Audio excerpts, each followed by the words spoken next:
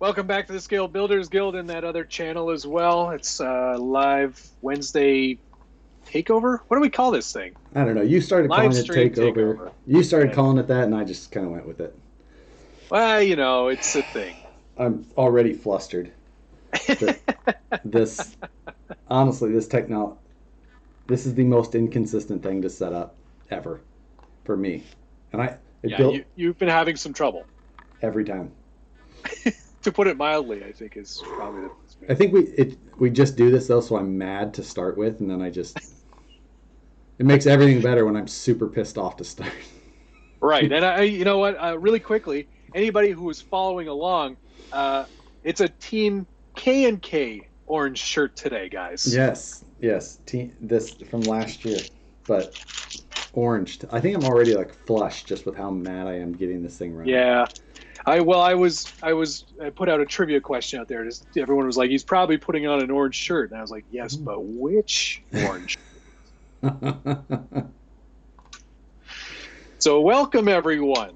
Welcome back. Wednesday. I'm sure things will go much more smoothly now that. Yes. Thanks to Josh's tardiness, I've already gotten started on my dual rider build. Which, for everyone, that is the fancy dancing rider. Just means it has a different body, but I don't like to muck about with the basic versions of things. Right. I like to, I'm a deluxe kind of guy. So yeah, that's how I would say it. Fancy. I haven't set anything up. The only thing I have is bubbly. That's the only thing I got accomplished before is Good getting my pineapple bubbly. Tonight, Wednesdays in my area, Wednesdays is what's it called? Some sort of like order out or order in from out Wednesdays or whatever. With this whole thing going on, we're trying to support our local businesses, so we ordered in tonight from Soul Shakers, which is a Korean street food place, and man, it was good. Oh my gosh! What was on the menu of Korean vegan street food? It wasn't vegan. First of all, is that why you have some color back in your face? We started. Our appetizer was chicken wings. Okay. And then from chicken wings, we had this. It's like a deep fried eggplant in this really spicy sauce with rice, and it's like out of this world. I hated eggplant up until this dish. And then after that, it was some deep fried cod, so like little cod pieces. Like, just realized what I said. It's pretty good.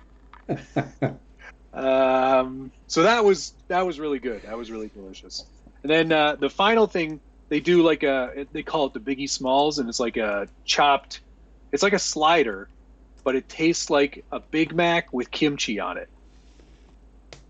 Okay. If you could imagine, it was really good. Huh. So that was my night. Now we're here. Yeah. So that from cod pieces to live streaming, you're just the whole everything. So, I'm a little bit of everything. Well, I've got another unboxing for today. Ugh. So. This was what you were posting today, right? This is what I was posting. I'm gonna feign interest. Yes, exactly. I've got three projects worth of parts in here, which I'm all pretty excited about. The one that I did get today is I got this whole rear carbon fiber section, which is for my bomber. Carbon fiber? Carbon fiber. Basically, you destroy the bomber cage to install this piece here, which is from High Altitude Performance. This thing is going to be... You take out... You wreck it to make it better. Yes, my specialty. So, But yeah, from high altitude performance. So that, and then a whole new lower section, skid plate, replace the entire transmission, forward motor, all for the bomber. This Okay. thing is it's gonna be pretty rad. I'm just saying. So I know you're not much into performance, but I get it. That's not true. My bomber was always very performance based. Right. I ran a lot of miles with that truck. Yes. And then I've got myself some pro spec shocks for it. So Cool. you know, nice and expensive. Some springs for pro specs. And then we get into the things that I've got myself an Element IFS kit finally. Oh, look at you. Yeah. So that, and then we're getting to the best part of it. Well, we got some fast eddy bearings and some other transmission parts for that high altitude performance kit. But here's where the interest comes in. And I saw this. This is my new tuk-tuk. Move it over more this way. Yeah. Which there way? You go. No, you were right the other way. This. Yeah. Look at that. Yes. So, this thing is gonna be awesome. I mean, you can use those words. So, I'm just saying. I think that in general, excuse me, tuk-tuk drift trikes. That's where it's at. What am I doing building this junk? You know, well, I don't know how many dancing riders I could build. I don't have enough yet, but the other thing is I can't remember of a single other RC I've ever owned that said it came with 2 bodies in the kit. Ooh la la! Wow. Wait a second. Is that the box the body comes in? The whole thing's in here. But so it says 2 bodies. But and there's a lot of Lexan pieces here, but this really feels like one body to me. Maybe it's like a body and then a body option. I guess so. Like it comes, it's one body, but it has like a top. Oh, yeah, because this is the So yeah, roof, you can drive it topless. and then That's the nose. the second body choice. That doesn't seem like much of a 2-body option thing. No. So. Oh Yeah. man, that's great. That's going to be a lot of fun for you. Duh. But yes. Listen, if nobody else can be obsessed with 3-wheeled RC vehicles, it's me. Like, I will take that crown. I thought we were supposed to make these off-road. Dragsters. Rock crawling dragsters for drifting or something. Well, I'm glad you went to the extreme on that bomber. That'll be nice. Oh, yes. I have. And so someone was asking if this is it's Michael Kubota is asking if this is the Saturday or Friday night build that Nicole is going to tackle, and no, this is not it.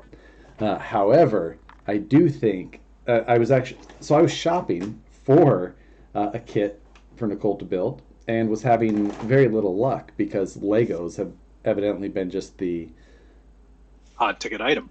Yeah. So, but I got a phone call today, and a message the other day saying that I have a Lego kit being sent to me. What? And I don't know what it is yet, but somebody did something nice for you. I'm looking forward to it. That's pretty cool. So, yeah, I got a phone call today. Hopefully it's the Simpsons house. That would be nice. I have no idea what it is, but they haven't shared with you. It's all a surprise. Yes. Yeah. Oh, that's cool. Craig out of the Midwest sent it to me. I'm looking, but this is going to be my Friday night build. I don't know if I'll build it this weekend or what, but well, that's pretty neat, man. So, I'm just saying, we have plenty to do. And I just don't think that I could possibly own enough three-wheel RC vehicles. I think there's a limit. After starting putting this one together, I mean, it's not that. Listen, it's not the build of the Dancing Rider that does it for you. You got to actually drive That's it. good. Yeah. Well, that I will do because I have plenty of time. Oh, looking at some comments here. Oh, some of those Chris from Salinas Valley Scalers checking in. Some local guys. False. Black Bears. Bears beats Battlestar Galactica. My office, that was on one of my packages from this week that I sent out. Saw that. Very nice. It was good. How is that servo actuated suspension build going? Did you see my... Oh, I showed you my active suspension a little bit, haven't I? Oh, yes. It's, that thing is moving along. I've got some things to do on the electronic side of it, but then it'll be basically done. So for those that don't know, I posted a little bit about it, but specifically not got very in depth with the posting. And it's this build here. This is a Kyosho Fazer platform, and as you can see, I've got two servos in the back. I designed up a 3D printed mount for it. I'm sure you can't see this map, but I can see it. 3D printed mount for it that holds the two servos. The servo arms are forward, and they basically I pulled the shocks off, put this in place, and then there's this little computer board here, an Arduino setup, or however you're supposed to say it, and Arduino how Matt says, but and anyway, it's got a gyro in there, so when you move forward, and it'll fake like the suspension is lifting in the front to act like it's got like a floaty suspension. So you stop, and then it'll dive down in the front, and then kind of settle back and forth, or a side motion will make it body roll left to right, and it's all adjustable. You can do dampening and weight biasing, so it kind of acts like it's either front heavy or rear heavy, ride height adjustments, all kinds of crazy stuff. So it's pretty cool, I have to say. When I saw the demo of it, and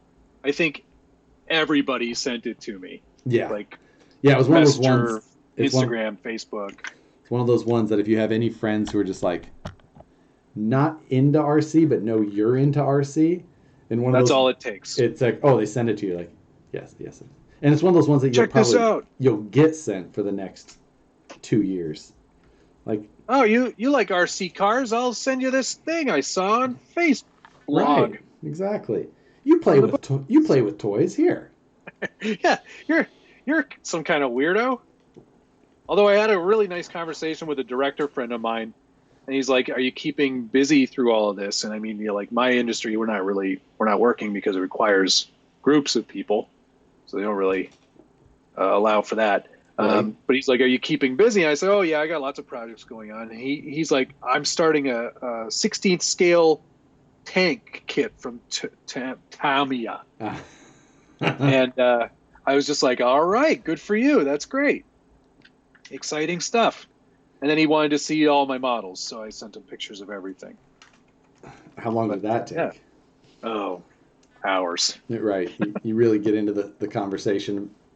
I had to do a really deep dive, and he wanted to see a bunch of older stuff from like my Land Rover, like old school stuff that I did a long time ago. Yeah, that's I think a lot of people are in that situation, finding either new hobbies or finding some rebirth into hobbies that they had before. Yep, definitely. It's a good opportunity. You might as well use it. Yeah, I mean, I'm obviously shopping excessively, so and I'm waiting for more stuff to show up. It's just, oh gosh. So what power plant are you going to put in that bomber? I mean, it's a big Tekin HD setup, so all the power. It's going to break. Shh, not going to break. I've seen you drive. Exactly. You're going to wreck it. So, yeah, it's going to be pretty... I shot my first video, upgrade video for it last night.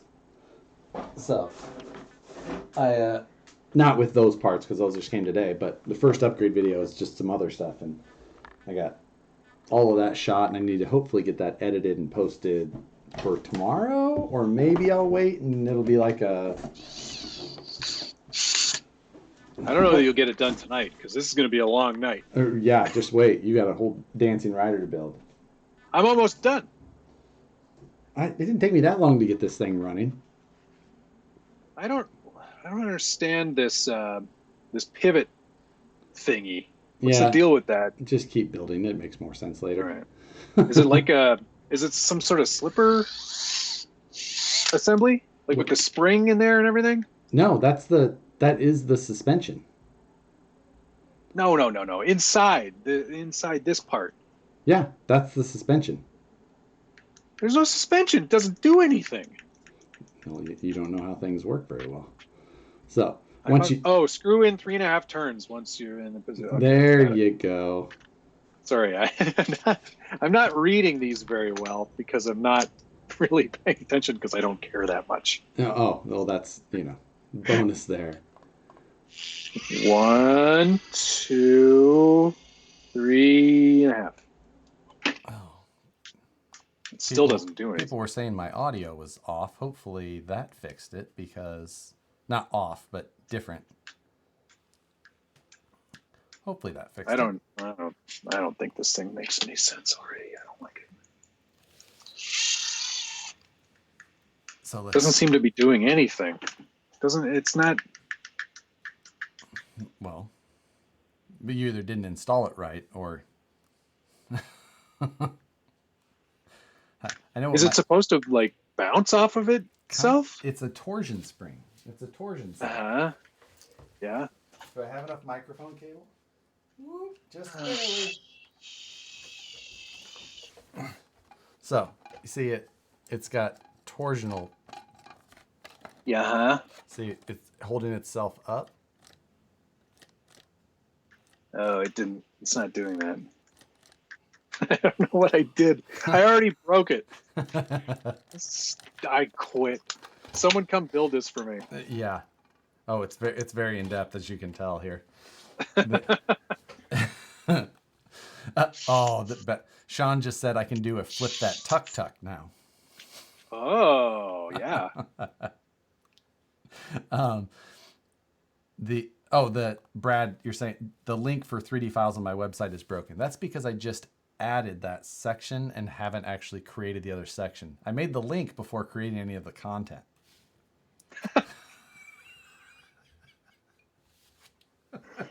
What a Josh thing to do. Yeah, exactly. Just like it's like naming a project before you've done anything. It's worked out, but I'll get up there because up at this point, it's all just been. I should just link it to Thingiverse, where the files that I'm going to be linking to are. That would be smart. That would be the right thing to do. Wow, I'm glad I thought this out live. This is stupid. It's not that bad. My audio was a little quiet, so I'm bumping that up anyway. All right. Yeah, everyone on my end sounds great. Everyone on your end or just you? No, everybody. Okay. Everybody. Just a regular guy on two wheels asked a little random, but what are your favorite wheels and tires for crawling? I know what Josh's answers are. How about you answer for me and I'm going to answer for you? Okay, Josh's favorite... Hang on, I got to go full screen because I have to... Josh's favorite tire is the Proline KM3 in the G8 compound. No, not KM3, the other one, the KR2. KR2. In the G8 compound, not the Predator, because that's too soft for you guys in California. And wheel is the Method 101. Yes. So you're correct. The BFG crawler, Method 101. Matt's favorite tire is the RC 4-wheel drive MTR in the 419. And the wheel is, I mean, it's so dependent if it's scale accurate to whatever body I'm using. Oh, but other than that, it's probably the Method Roost. Yes, you are right. on the tire, but not on the Okay. size. Oh, it's not you 475? 475. Okay. That's my favorite. Okay. But I'll You I'll read it here accept. first. Matt prefers bigger tires. Small tires are for losers. All of you scale build. Yeah. So yeah, it's true. I do prefer the bigger tire. So, yeah, you know. It has to be in the X2SS cubed compound. Is that, can you get those tires in anything else? No. Yeah, it's like, jeez. But it sounds good, right? Yeah, it does. The so here. Speaking of my bomber, let's get back to me. Circle back around, bring this back into something about me. Do you still have your bomber? Yes. Your Ram Dodge truck? No, but I took that body off. Okay, that's good. I know how you feel about Dodges. So interesting thing on the release of the new bomber, you know, it was, I had posted a kind of update or whatever, and then I really wasn't 100% aware, but Axial, on their Facebook posts, things like that, they said Axial Bomber 2.0, and I was like, oh crap, Right. didn't know. Yeah. So I actually went back and just re-edited my title to call it a 2.0 and all that, since but then I was actually talking with Randall that it's not called the 2.0. So why did it say that on their I don't know. page? It's just an updated bomber, which is all it bomber. should be, because they just did a few little changes, changed some There's parts nothing. up. There's nothing fundamentally on an engineering level different about All that the car. parts are going to be compatible with it. It just comes with some different stuff stock, and Yes. the product is just the new bomber. It's not the 2.0. But yeah, That's weird. so it was. I fixed it. It works now. Oh, you had something backwards. No, one of the parts just wasn't. Just in there? installed. Oh yeah, gotcha. So, All right. I'm yeah, switching over to us small, and then everyone can watch me build this thing now. There. That's better. watch you build your Tamiya. Watch me fumble through this Tamiya. These are the questions. How does a tiny tire guy prefer the 475? Because I like the big tire. I'm comp now, man. Scale is not. I don't even scale build anymore. Forget it. Right. I'm over it. And then winners prove me right. Losers prove me wrong. What's that from? It's from The Office, Yes. and you don't remember who, do you? No. Robert Not off the top of my head. Robert California, when he had the list, and they were like, yeah, it is. Okay. I'm not there yet. On this still- you've seen it several times, though. I have, but those years are a bit fuzzy because they weren't the best years. No, I mean, they're still good years. I still like They're them. very good years, but yes. Sorry, I'm just scrounging for parts here. I guess I should just leave these up here. Did you order one of your own fanny packs? That's a question. Not yet. No, I have not ordered it yet. Because I have one already. I mean, I have a tactical hip bag already. I don't know that I need a second one. I will get one though, because yes. I'm pretty happy with the design. Yeah, it's not bad. I'm going to say it. Thank you. That's nice of you to say. Weston on here had commented, "This is trash," but that is because last Friday night on the live build with Nicole and I, someone came in and was just like, Right. "This is trash." This is trash. And then basically right at it goes, "That was rude. I'll leave." Well, that was very, very kind of them. Nicole actually held on to that one pretty good. So, Yeah, that'll come back. yeah, oh yeah, this is trash.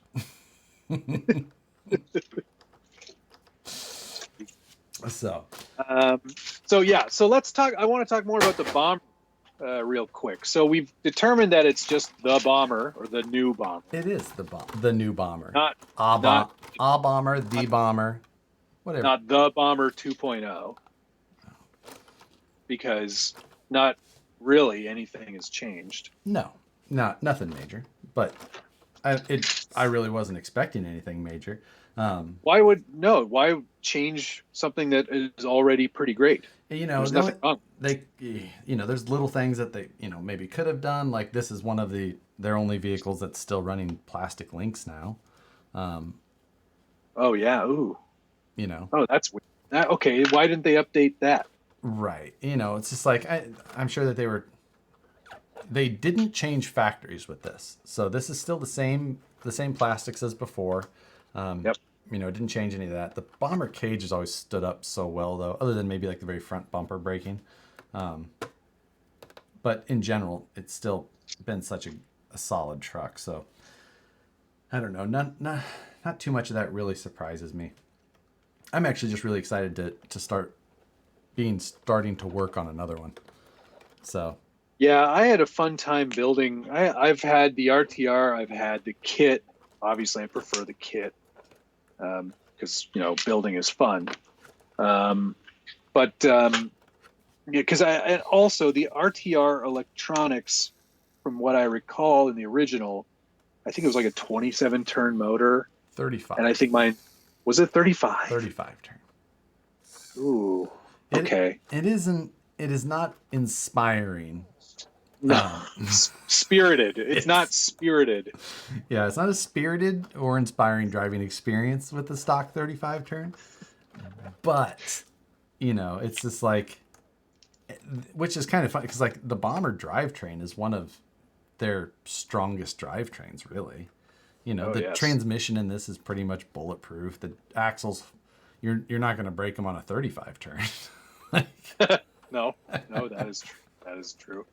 So the only thing that you'll find is that, the plastic links flexing all around basically. So out of the box, the Bomber was pretty durable for what it was. Yeah. Questions like why did they leave out the rear sway bar? It definitely, on a 35 turn, it's not like a super imperative, but it still could have used one. On anything else, it kind of definitely needs it. The arms, like it's asking here, they're not plates. Basically, everything is the same, other than they changed C-hubs to the SMT10 version, which is just a stronger C-hub. Yep. They changed out the electronics. They put bead locks on it.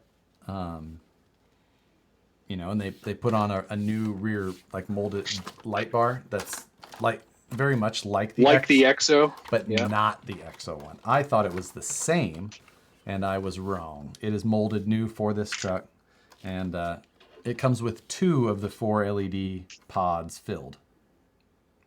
So how generous of them. Yeah, exactly.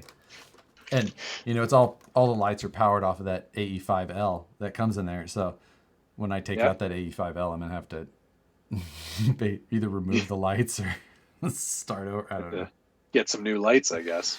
Yeah, I might do some modifying to this thing on my own. Actually, that's some something. mods. That's something I might do is try picking up some of that transparent filament that you were using.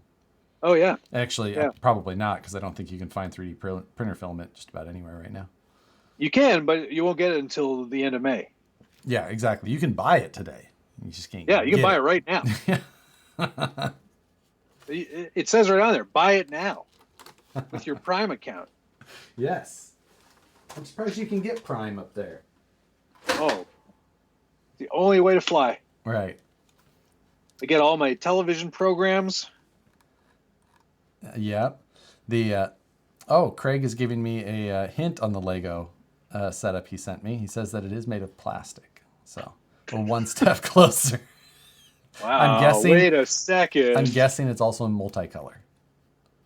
Stepping out. He just sent you 800 gray bricks. Yes, I would do that. Just think of the thing you could build. People asking, well, so that's two topics we don't have on our list that we need to talk about, and that is, one is me not finishing our monthly mayhem prospectus, and a budget build. All right. Well, let's start with the easy one. Yes, the first one is me not finishing something. Yep.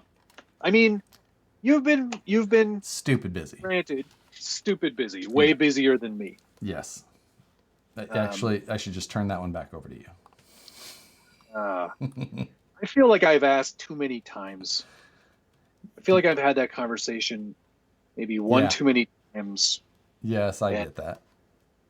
You know, like I said, if you can sweeten the deal by telling them, by using the leverage of your current inventory already. Yes, because I'm more than happy to swap projects around. Right. In order to make that happen. Yes. I don't need another one. I really don't. Yeah, I mean, just space alone. Where am I going to put this dual rider when I'm done building it? There's no place to put it. Honestly, you can put how many dual riders in the space of even just, I can see fitting a dual rider right now between an SCX3 and a Jelly Bean. Like, you know what? I'll put it in my bedroom. Definitely where Rebecca would want it. Right. So. Oh, cool. You know where you could put that? I get really excited every time she says. And I'm like, oh, where? She's like, the basement in your workshop. I'm like, oh. oh yeah, I get that. Okay. I always try to like put a toy or scale model in like the living room or display or something, and she's like, get that thing out of here. Yeah, thing out of here. What about the office truck build? That's still that's still gonna go. That's the giveaway truck, isn't exactly. It? Yes. For now, that's the giveaway truck. Hey, real quick, the dual rider doesn't come with bearings. It does not. So I found a few bearings that fit. I don't have all of them, so plastic spacers are going in there for now. Yes, the patented Tamiya bushing kit. I'm just going to skip the secure using a instant cement because I don't really think I have any of that. Maybe I do. The question here is probably stuck between. I think this one is actually kind of an interesting question for just about for a lot of people, probably just based on looks. It's like stuck between a bomber and a Capra. Because someone, if you like technical rock crawling, but also Ultra 4 driving, which one would you pick? And I think this is an easy pick for me. Bomber. Yeah, me too. Yep, without question. You know, it's not, I wouldn't say it's the best crawler in the world, but I've had some pretty awesome fun at Axial Fest with my bomber, crawling it on all the trails. In fact, I drove, I think, 4 or 5 trails, easy with it, and the harder ones, and it was still fun. I do absolutely love driving a bomber because it handles kind of technical rock with a little bit of momentum. It handles things really well. You can kind of hit things with speed, which is something I like to do, and it will end up at the top so many times. So yep, there's no stopping them. You know, and you can still technical. It's got a long belly but big tires, so you can still technical rock crawl with it. Either way. Whereas the Capra, I wouldn't want to go fast with that at all. I mean, it goes fast on its own just with that gearing. Like, it's true. So this one, the comment of the bomber is not Ultra 4 worthy is very incorrect. Oh, no, yes. Capra is not Ultra 4 worthy. Very true. That's more like it.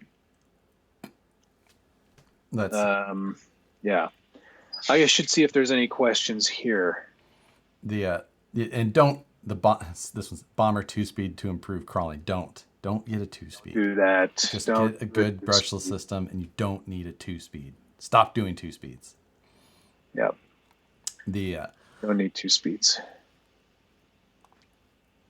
Lots of people checking in. Lexington, Virginia, Puerto Rico, Kelso, Washington. I think I saw Australia, mate. There's some Australians in Mount Juliet, Tennessee. Charleston, South Carolina, Alaska, Melbourne, Australia, Allensville, PA, Milford, PA, NY from Indiana. All kinds of people. My mom. She's not watching. I mean, mine does. So, but yeah, I've actually yet to crack open my IFS kit. Well, there's a lot of parts in there, but it's a quick build. Is it? Yeah, it's not a complicated one either.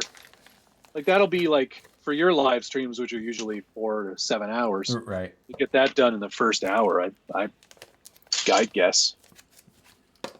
And yet more. What is this? This one builds a. This one builds some sort of. What is it? Like a arcade game. That's the word I couldn't think of. Yeah, you get an arcade machine in that one, which is pretty cool. Pretty cool. Yeah. If you're a paper craft person, why not? Yeah. I just want to show off the speed and power that I'm putting in this dual rider. I keep calling it the dual rider. I know it's the dancing rider. Well, no, you're right. It is the dual rider. Mine's the dual rider. T301 is the chassis. Dancing rider is the one that I have. Look at that. Guys, this motor, I'm almost afraid to install it. Hey, it's going to be hot. Mine's still going strong. What is this? A 380. 370. 370. 370. Yeah. Yeah. It's not a Mabushi though. I'm a little disappointed that. I'm kind of worried about the my bearings throughout because at Crawl Masters this year we had basically a rain out but we were still running our dancing riders a lot. Oh, so it's rusty. Yeah, I'm worried that it could have rusted. Sorry, I'm just looking for the most important stickers here because I don't want to miss any steps. Yeah. They're asking me to make sure I put my caution stickers on. Oh my God! Of course you are. Hot. They want me to use the hot one. By the way, I do make patches of all of these stickers. Yes, your on-off switch. Yeah, the on-off, all of these. Caution rotating parts. All the Japanese lettering is accurate too. I have found what is one of my least favorite things, though. And that is assembling element links.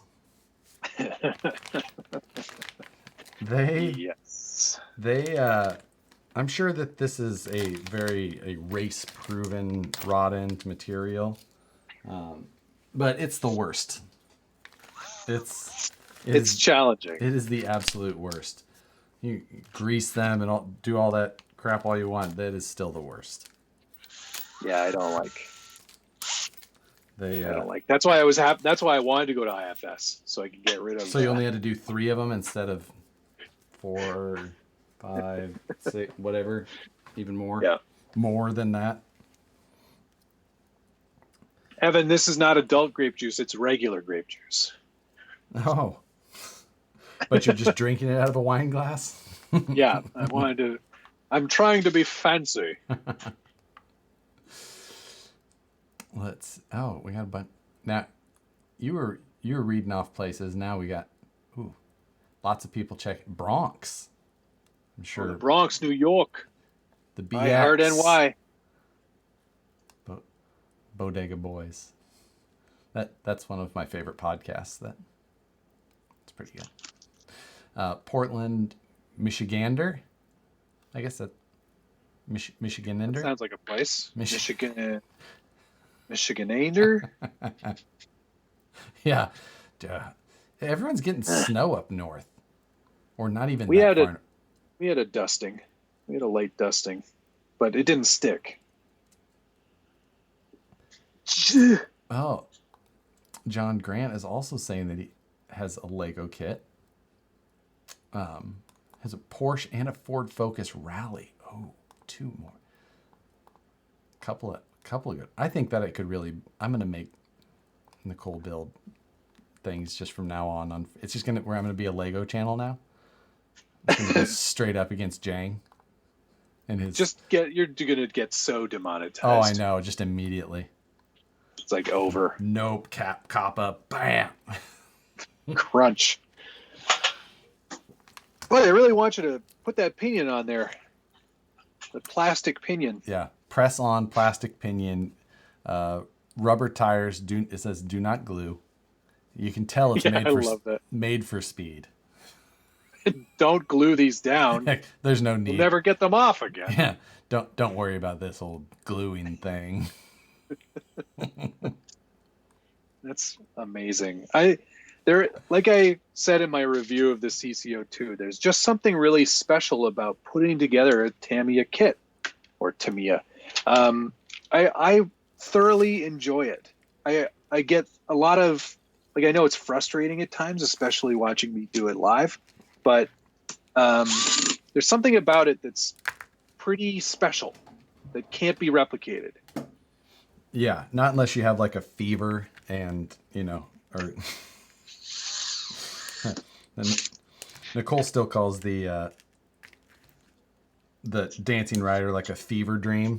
Like, just like whoever came up with that. Who built this? Yeah. Whoever went into their boss and said, I got it. No, boss, I got it. This is going to be what's going to sell. We're selling all of them. Hear me out. That's how that one started. All right. Right. Hear me out first. Hear me out. Hear me out on this one. Right. You're fired. Yeah. I came up with a way to save 25% on our next kit. We just get rid of one of the wheels.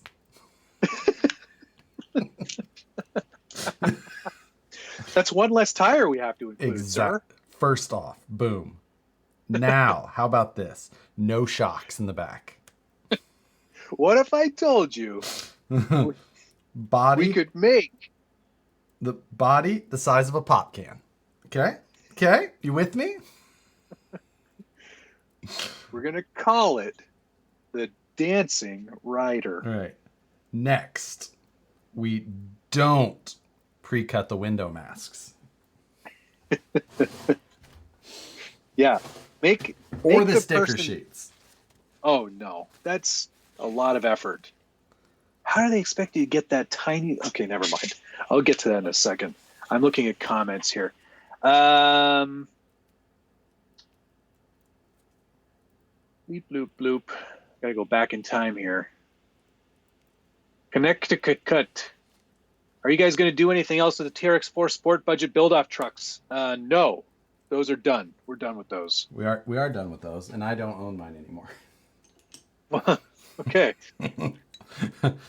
So I still have mine. I still have mine, including the body that I'm not supposed to have. Right. Yeah. Made it all the way there and all the way back. No, so we're not going to do anything with those, but I have another sport kit on order that will be the giveaway that I'm going to be using with Aaron's money from RC.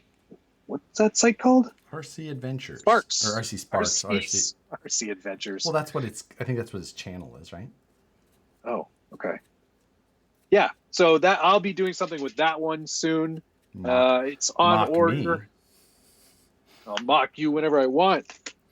It's half the entertainment on this channel. So yeah, I'll be doing something with that, and then we do have to discuss. Well, we already discussed the first thing you haven't done yet, Josh. Right. Still haven't done it. And then on to the other thing that we're going to be doing. Another, what is it? Budget build? Are we going to do another budget build? I guess that was it. Or mayhem? Mayhem or budget build? Well, mayhem is the first thing I haven't done. Right. Oh yeah, okay, so that's already taken care of. But we are talking about another budget build. We just don't know. Yeah, we've Wait, discussed it. We don't know what car or, you know, it's. We don't know any of the. It's way too early to do an SCX3. Way too early. There's not nearly the aftermarket support yet.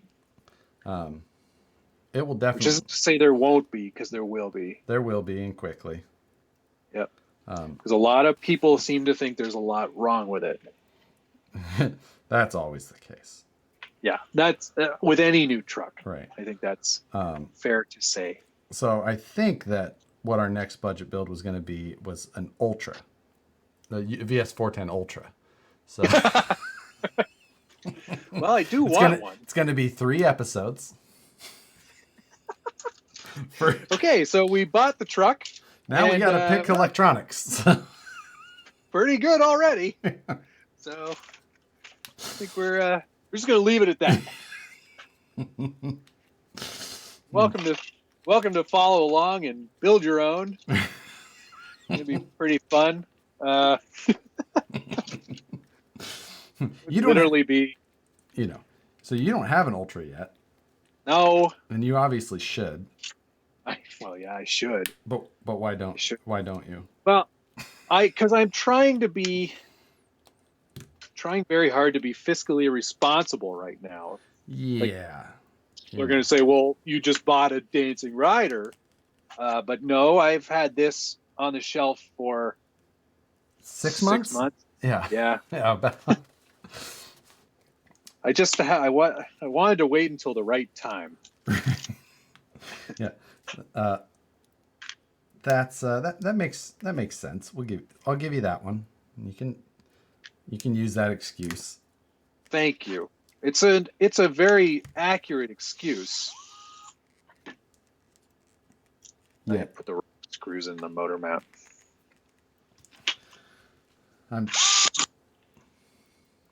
But yeah, Ultra, I'm definitely going to get one at some point. Just so, and then, yeah, so you can, do a Unimog or something, I'm sure. Yeah. Something, how'd you know? Something with portals, right? Of course. No, yeah, a Ford Bronco. A Ford. I thought you would have went K5. I think you're changing it up. Yeah, well, I like to represent both of my favorite brands, Ford and Chevy, at the same time. Yeah, so you're going to build a tactical, basically. Tactical hip bag. You're right. God damn it, I hate these links. Sorry. These things are. They are a pain. Definitely. Trax RC, you think that the new Bomber is overpriced, and why? I feel they should have brought it down some, because when they re-released the SMT10, they brought that down a lot. They did. It's a viable, question. So, I mean, I guess if you're looking at the areas, and I'm trying to think, I believe that I can't remember if the SMT10 got retooled in a new place or not. I don't feel like that's a good question. I don't think it did. I don't think I think it's just the same, and not different. So I'm opening bag B. We're on to bag B. You know what comes before part A? Oh, I did it wrong. I blew the joke already. God. You know what comes before part B? Part A. God. Oh, Dad. Yeah, right. That was your up dog joke. That was my up dog. Nothing much. You? Yeah. Yeah. I built all of the links for the IFS. Congratulations. We're done. The hardest part is over. That was a good one. So how much is the Bomber? I don't even know. The Bomber. I'm not sure So the Bomber went up to $449. It was $399. Ooh. Must be all those lights. Right. Yeah, I mean, for a couple of things. For the people who are Spectrum users, like yourself, I have used a radio. It does now come with a legitimate Spectrum receiver, and not just like But is that it's an is actual. that one of the DSMR ones? Yes. Like it'll actually bind to my Exactly. DX5C, for example? Okay. Correct. All right. That's value added. Right, it is. And it's one of the smart ones even, I believe. SMRT. Yeah, right there. Which bag am I supposed to open? Where's 2? 2. See, I didn't get one of the new bombers yet.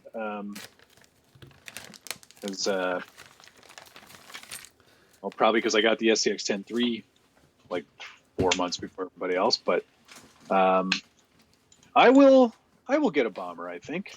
I think the bomber is one of those vehicles, like if you're there's always room if you're itching for something new, and you don't kind of have, you just all scale trucks, maybe you like kind of think you'd want to try something with a little bit more speed, like it's just a good fit for a lot of things. Like if you just want to go have some fun out on a crazy trail, or you're one of those psychopaths who likes to do 5Ks behind them, like there is no better choice. That is true, and I can say with much fervor that pretty much everyone runs a bomber. Yeah, if you go to Axial Fest and you go to the 5K, like it is a sea of bombers. There may be a lone wraith, but it's usually somebody it's usually because it's someone who's like, oh, there's a 5K, like I'll go do that. I've got a bomber. Yeah, like I've got one of those. Like, well, it's not, but yeah. You don't, but you do. I get it. You can go have fun. Yep. Yeah, enjoy yourself, son. I mean, if I was trying to get a vehicle that would keep up with my speed, SCX 24, like, that's what I should do. I should get myself another SCX 24. I'm gonna get into the 5K stuff. Like, sorry guys, I'd go faster. This truck is really holding me back. I'm going as fast as I can. So, yeah, that's that price increase though. That is a bit spicy. It is. It's a price increase. So, but it came out whenever it's been out a long time. If there was actual, like that is one thing we don't see much is like any effect of inflation in RC, because usually the time period of a model is, well, actually look at what Tamiya did. What was it, last year? They raised the prices of like their kits like 20%. Oh, I didn't even notice. Well, yeah, because it went up from $100 to $120. Hey, in Canadian dollars, you know how much I got this Dancing Rider for? 160 Canadian dollars. No, 118 Canadian dollars. I just can never. Is that I don't know. Is that a good deal? I think they cost like $78 here. Like. Oh man. Or that's what I pay. I don't know. Something like that. All right. Well, that's enough on the bomber, I think, because this is. Now let's talk about the Ultra. Yes. I want one of those. Oh man.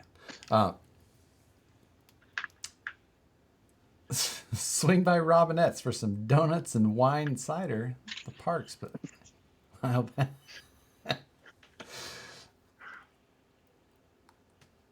That must be a regional joke. Is Vanquish going to make axles for the SCX 24? No. I can give you a hard no on that one. Can you imagine if you guys just you did a full VP'd out SCX 24? It'd be like $1,000. I know. Like you would. It would be cool, but not very practical. Yeah, exactly. It's just. People would be amazed that it's not that much cheaper to make smaller axles. Like I don't get it, man. Like, it's way smaller. You just have to use smaller tools and go slower. Like, sorry. So, but in all honesty, if we did it, people would still probably buy it. Like, Probably. there's still probably, but it's still not going to happen. No. It's not really something that needs to be done. Those things are, like, if you're breaking an SCX 24. I actually don't even know that. Like, is that a hard thing to do? Is it a... I presume that it is. You'd have to throw it across the room. I think we hang out with different people though.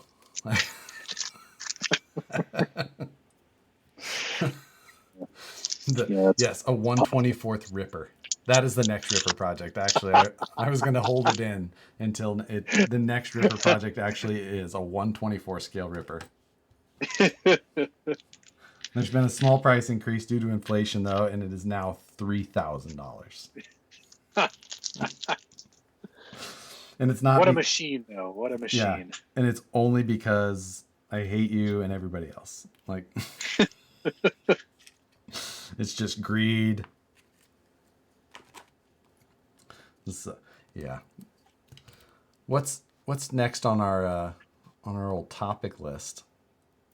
You take a look. I'm gonna see. Bucks RC. He actually Bucks RC World had an interesting thought on the bomber.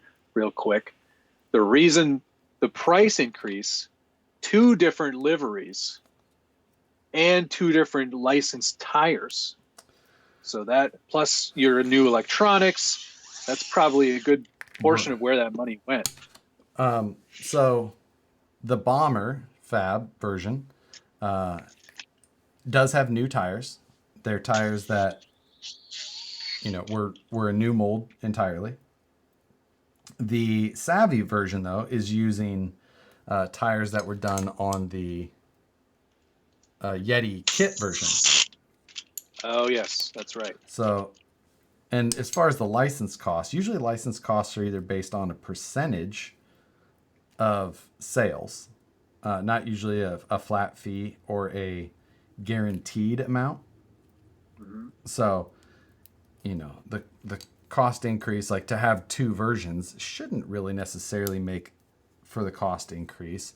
The cost of tooling for the new tires, like, kind of, but it's probably... Yeah, that's a maybe. I think it's probably the cost of the new radio gear versus the old tactic stuff, the new servo, metal servo horn. The lights are going to add some cost. Not a ton, but a little bit. The wheels are beadlocks now, and multi-piece, so that's going to be a big difference compared to a glue-on wheel. Like, that's true. Yep, just more pieces. Yeah. And then from there, it was probably just a pricing structure difference between the old Overwatchers and the new. Yep. The new bean counters. Yep. Although I think that Horizon has done a pretty great job at pricing with a lot of the axial stuff. This SCX3, the new, if you compare it to the previous SCX 10.2 kit version when it was released, you remember that with the Cherokee? Yep. This is much cheaper. Much cheaper. The first one was like over $400. It was like $430. Yep. And if you look at what that one has versus the SCX3, oh my God, day and night difference in features and what you're given for less money. Big time. Build quality. It's not even a comparison as far as I'm concerned. Like, performance, that's maybe up for discussion. But I don't even know that that's a fair thing either. The new one is so much more truck for the money. Right. So, yeah, I mean, I think that's just... And it's competitively priced against its competition, too. Yeah. I mean, what is its competition, though, as a kit? The Traxxas TRX4 Sport kit. Yes and no. I mean, you're missing out a lot of features in the sport Right. kit. But what else is, I mean, competition wise for kit? You have the Element. Well, you can get a Traxxas TRX4 full function kit. That's true, without the body. Right. Is it no body, no wheels, tires, or just no body? Just no body. Yeah. Yeah. I think someone can correct us for sure. Yeah. I built one a long time ago. I just can't remember. Yeah. People are asking, do you think the old Bomber price will go down? No, I think this basically a running change. The old Bomber will be, you won't see it anymore, and this will just be the new Bomber. It's not. Yeah. I called it a 2.0 after Axial called it a 2.0, but Axial's not calling it a 2.0 officially in the name of the product. So, yeah, it's just, a weird deal there. But regardless, it's just, I don't know. I think that's where you'll just see the old one go away, and this will just be the new one now, and it'll probably just be a little higher. It'll probably be a higher cost for a while. Yeah. And RCing around America. Oh. Yeah, and the new body. Yeah.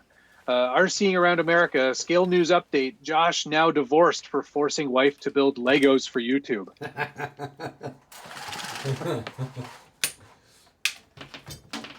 Well, it was a good run. I mean, you guys were together for a couple of years. So right. Nice.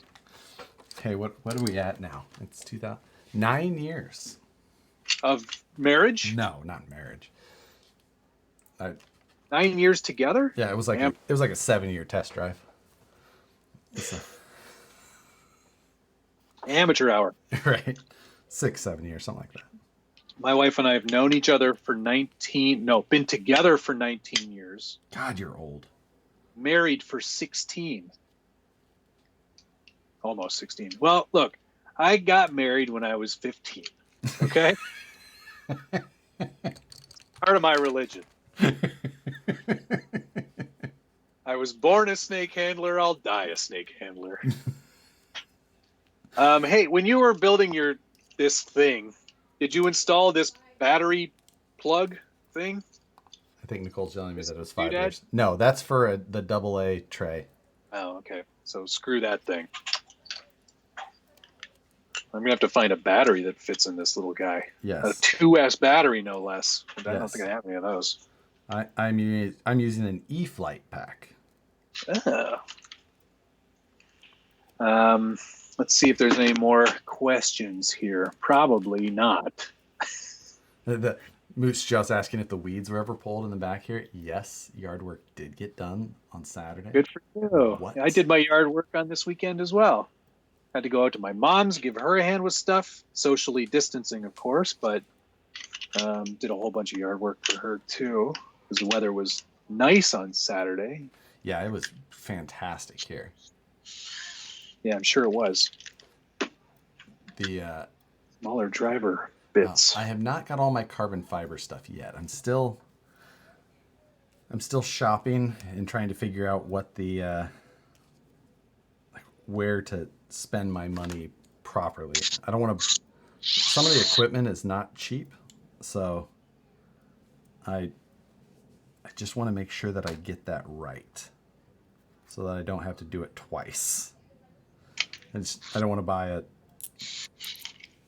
$400 pump and then it's not my pump. No. Scott Weir, thanks for watching. Your daughter Ava, and you want to say great videos. I appreciate that. Thank you very much. I'm always family friendly, except when I'm on this live chat with Josh. It usually gets pretty. I am. That's a funny thing. I'm always family friendly as well until Nicole gets in here. She is the one who talks like a sailor. Right. She brings out the best in you. Right. She's cussing at commenters and. This is trash. This is trash. You're trash. You just. Yeah, that's And usually it's like trying to get the first part of the thing in there, and then tail. No, she just starts right in, just like this, like that. You know, She sounds just great. that. We get along really well, the two of us. Yeah, actually. Your wife and I. Not you. Right. No, that's why she likes to go to events, because usually she gets along with other people even better. And I'm just like, I'm gonna go play with trucks. She's like, okay, we're gonna sit over here and not. We're not going to do that. Yeah, Changi, I sent that body on an all expenses paid trip to South Africa, and all I got back was the lousy body. What a story. Like, that guy, he hasn't even reached out to me to say, like, hey mate, I didn't get it. he just Like, he just disappeared. and just didn't care. He's like, I don't want that thing anyway. Man, I wish I didn't enter that contest. What? So I can't. Matt, you've built one of these IFSs, right? Yes, sir. I am slightly confused here, because I swear that the CAD in these instructions is wrong. You might be right. With it's showing like installing the steering link. Again, element links just. It says install two servo links with bent rod ends, and one steering link with straights. What? Yes. Hold on. Where is it? Oh, my back is already killing me. All right. Well, Or wait, is this saying not times 2? Is it rod ends times 2? Build left and right steering. Okay. yeah, it's rod ends times 2. Honestly, I'm gonna go ahead and say that their instructions are not the best. They look Fine, good. you can say that. They look good. They're not. They're other than that though. They're Yeah. It's okay. You could be building another Tamiya kit right now. give me a. Why don't you two swap builds? Yes, that is actually. Great idea. Please. I've already built one of them, so.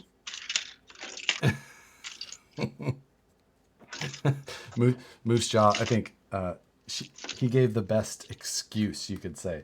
Like, she's just honest. Honest. Yeah, that's a good way of putting it. That's a good way of saying she has a trash mouth.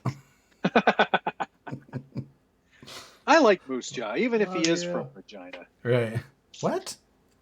Huh? What? What? What'd you say? I said, I like Moose Jaw, even if he is just from Regina.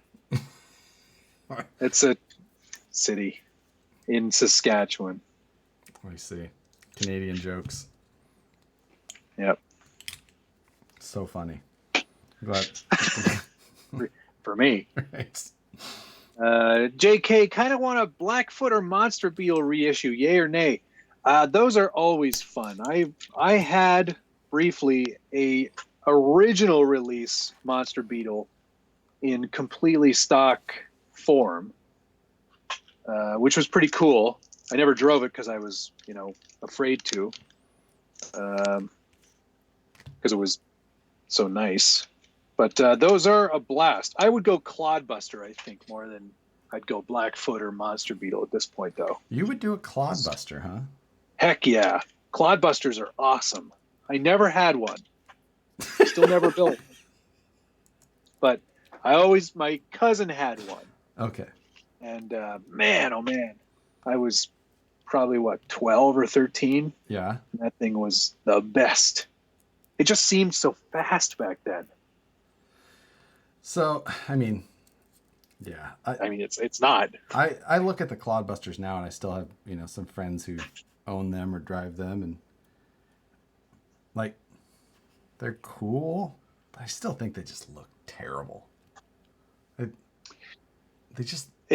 not very like most Tamiya stuff. It's not really in a scale. It's not like it looks like a real truck. It doesn't look anything like a real truck. No, I just think that they look so bad. Like, like, I don't know. Some people love what a stock Clodbuster looks like, I guess. Yeah, totally. And I know the feeling. Like I totally get it. Those people. It's nostalgia. Yeah, those people are wrong, but I guess like 4-wheel steering, motor on axle. Well, I guess and hard body, right? Do the new ones still come with hard bodies? Mm-hmm. Really? Always. Can't get rid of the hard body.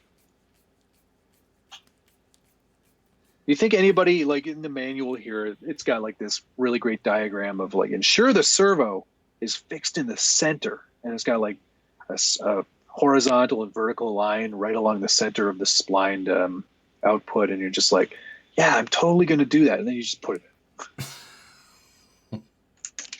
I can't wait to have it perfectly aligned. I mean, I usually hook mine up to my servo tester so that it is perfectly aligned. No, not the actual spline, like the actual servo in the mount. Oh. They're like, make sure it's like really super perfect. Yeah. No, I won't do that. Ain't nobody got time for that. Everyone thinks you're such a detail guy. Well, until it comes to the actual function or performance of a vehicle, then like steering setup, nah, that's not important. That's can't even move this steering arm. Ugh. Oh, there we go. I'm using nothing but the finest in RTR electronics here. I think mine's running a Tactic servo. Mine's got a Spectrum S605, which is the new stock. Oh wow, I'm actually really wrong. Mine, I thought this had I've said that this thing had a Tactic servo in it for so long, and this has a Futaba S9551 in it. That sounds expensive. I kind of wonder if it is. Let's see. Can we buy one? We can. Ooh, it depends where you're looking. There's one on eBay right now for $191. God, that's too much servo for this machine. That's more than this. Okay. No, A-Main has them. $85. Still, that's still a lot. That's yeah. Wow, I thought I did not have an expensive servo in there. What a funny guy. Yeah, oh. Well, I was very wrong. I can't tell you how many people I've told, no, just RTR servos. That's still the way to go.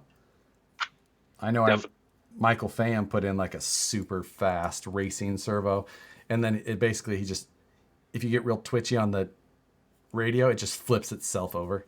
It just steers too fast, throws itself on the ground. A 2-year-old with a tantrum. I don't want to play anymore. Taking my dancing rider and going home. Yeah, that's all right. We're starting to look like we're assembling an IFS kit finally. Well, we've only been going for an hour, so.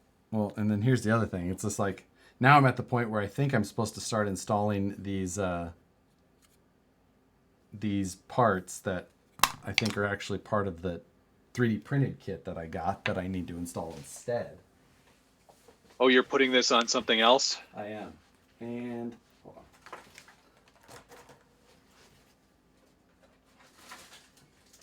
You've got to get your autofocus worked out there, pal. You are blurry. Oh.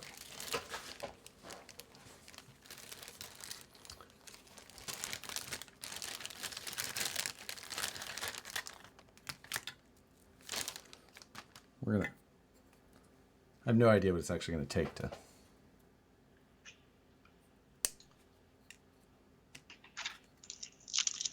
Are you putting it on an SCX 10.2? Nope.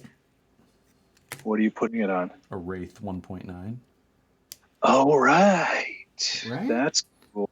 Yeah, I can dig it. Seems pretty appropriate. That's a fun place. Now I want a 1.9 Wraith. You should own a 1.9 Wraith anyway. It's a great truck. Why don't I have one? Honestly, it is a great truck. It's such a fun, just beat around trail truck. Fun for all ages. Well, I don't fit into any of those categories. All right. I'm going to take a minor break here because I'm tired of looking at this thing. Why not a budget build of the Element, says Harry Miller. So, I mean, that's getting to the point where... So the Element has been slow for aftermarket support.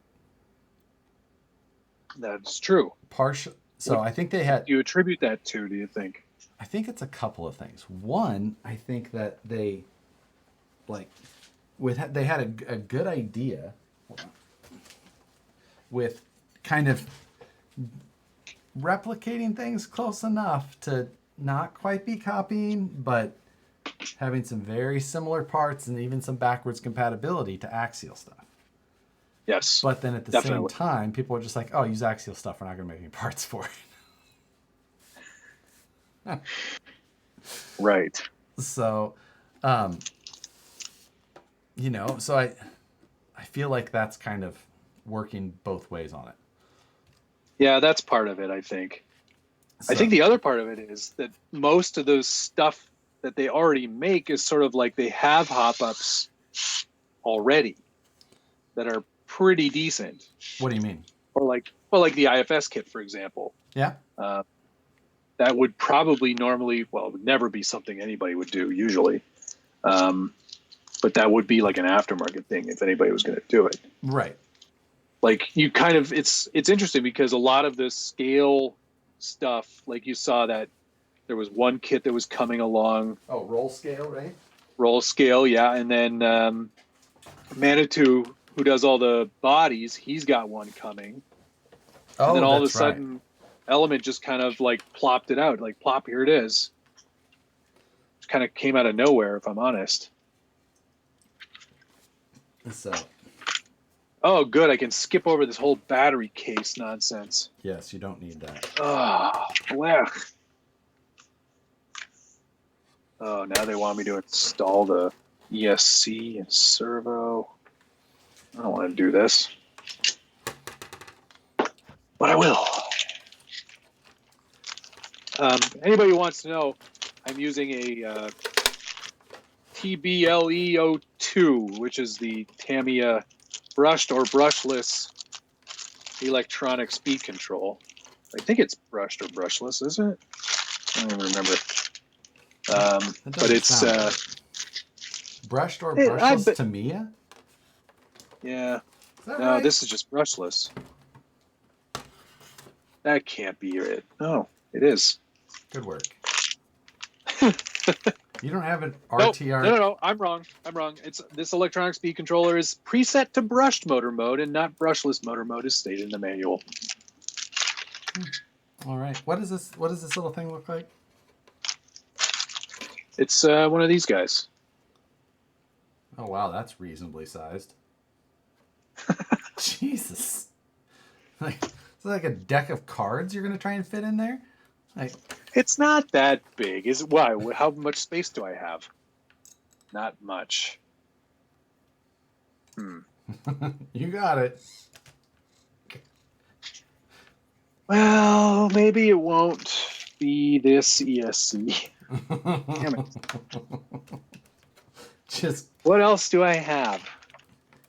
Go find a very stock takeoff. Like what? Like an axial takeoff. How do you not have 9 of those laying around? I should. Hang on.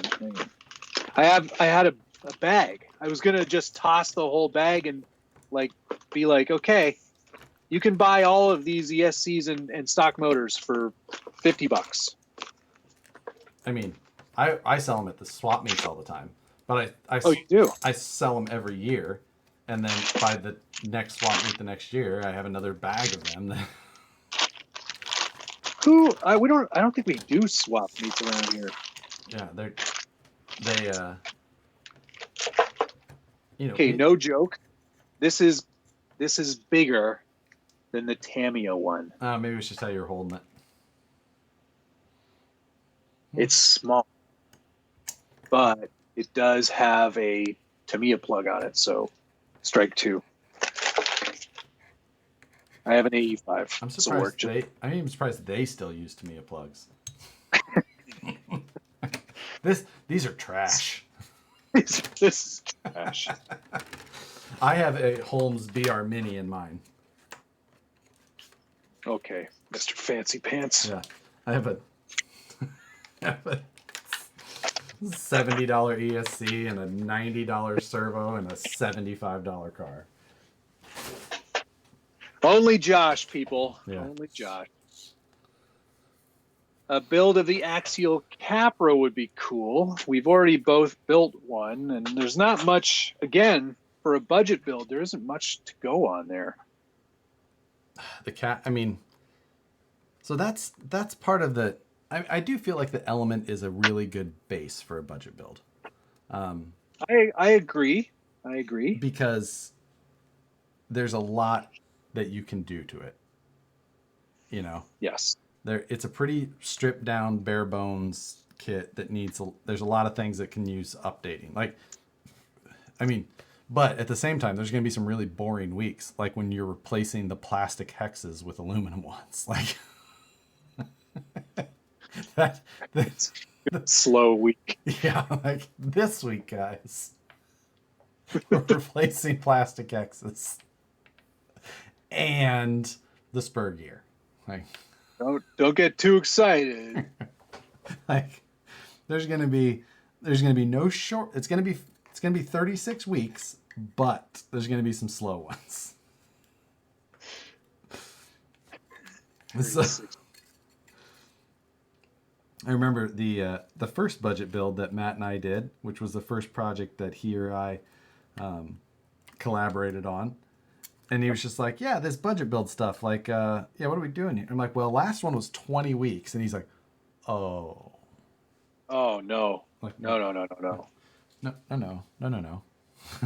Like, yeah. That won't be happening. I think we went 18 weeks anyway. 16. The end of it. 16, right? Yeah. That was the Honcho. That was the first the one we Honcho. did. Yep. That And was then a we good did one. 16 again with the Tricks. Yeah, the Tricks 4 Sport. Tricks 4s are for kids. That's what your paint job should have been. Oh, man, that would have been a good one, too. And so, there's still time. There's still time. You could repaint that one, right? Got a couple. I actually have another sport body here. I have another sport body and another JL body, courtesy of Richard, because he didn't want it. He's like, I'm not painting Lexan. I see that Richard sold his XJ, so now I'm gonna have to try and buy a dumpster legitimately. Yep, he did. You blew it. I know. Could have had that, but He told me, he was like, so I'll throw one in with a purchase of an XJ. It's like, oh, now I got to try and sell this truck. Yeah, it didn't get it done in time. That would have been funny when the flip that truck is only one truck long and I end up with a dumpster to keep. Like, sorry guys, keeping the dumpster. I'm keeping this one. What's the big difference between the SCX-10 and Wraith 1.9? The chassis is way different, but other than that, I mean, the chassis, yeah, is way different. You know, basically you have a tube chassis versus a ladder chassis. Other than that, it's an SCX-10 tube platform shoved underneath. So, but it's a very different dynamic having just a plastic tube chassis with no metal rails or body up top. It makes the whole truck drive different. It's a really good truck, really well suited for the 1.9 axles and everything. Couldn't you start a budget build with a VS410 chassis and build up from there? Whatever each of you would want. It's a really good idea. That's a really good idea. Ron G. Ron G, you get a prize. Yes. You get to finish building this. 2 virtual beers. What's the tooth count on a Spectrum? Is it 23. Futaba? So that's Futaba, right? No, Futaba's 25. Airtronics is 23. I think maybe. Oh, maybe so it's the 25. Sanwa KO Yeah. ACOMs. Yeah, all right. So maybe it's time for an RC 4-wheel drive budget build, Moose Jaw says. Ha! You'll never do one. Oh, I mean, I have plenty of things that I think should be changed. I can just see Tom and Mike over at RC 4-wheel drive right now going, not a fucking chance. Like, Yeah, we're not sending him anything. like, we know. I'm just going to drive down to their warehouse, too, and just knock on the door and just hand out. You know why. Give it to me. Why won't you let me show people how wrong it is? No. All right, on week 1 of this budget build-up, we'll be swapping out all the links or all the leaps for links. Yeah.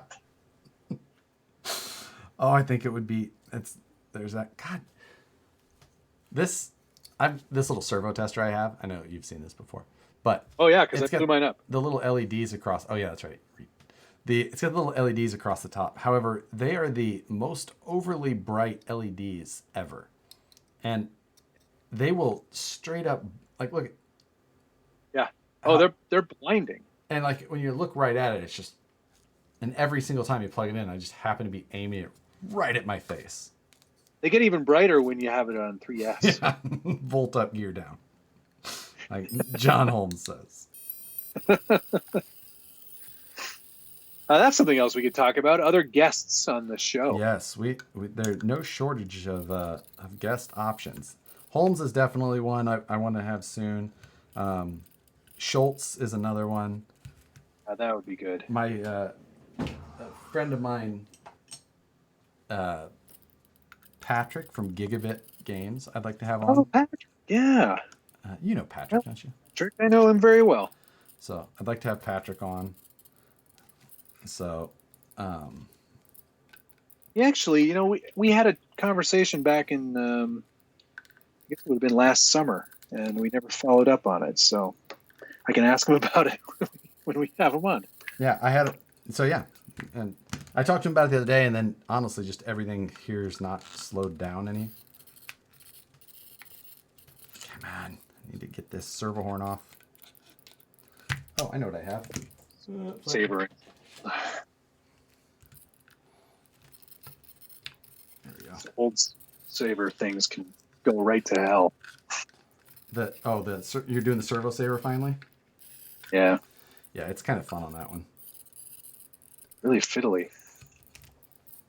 Getting all those snap rings in place. So I need to get this aligned sideways.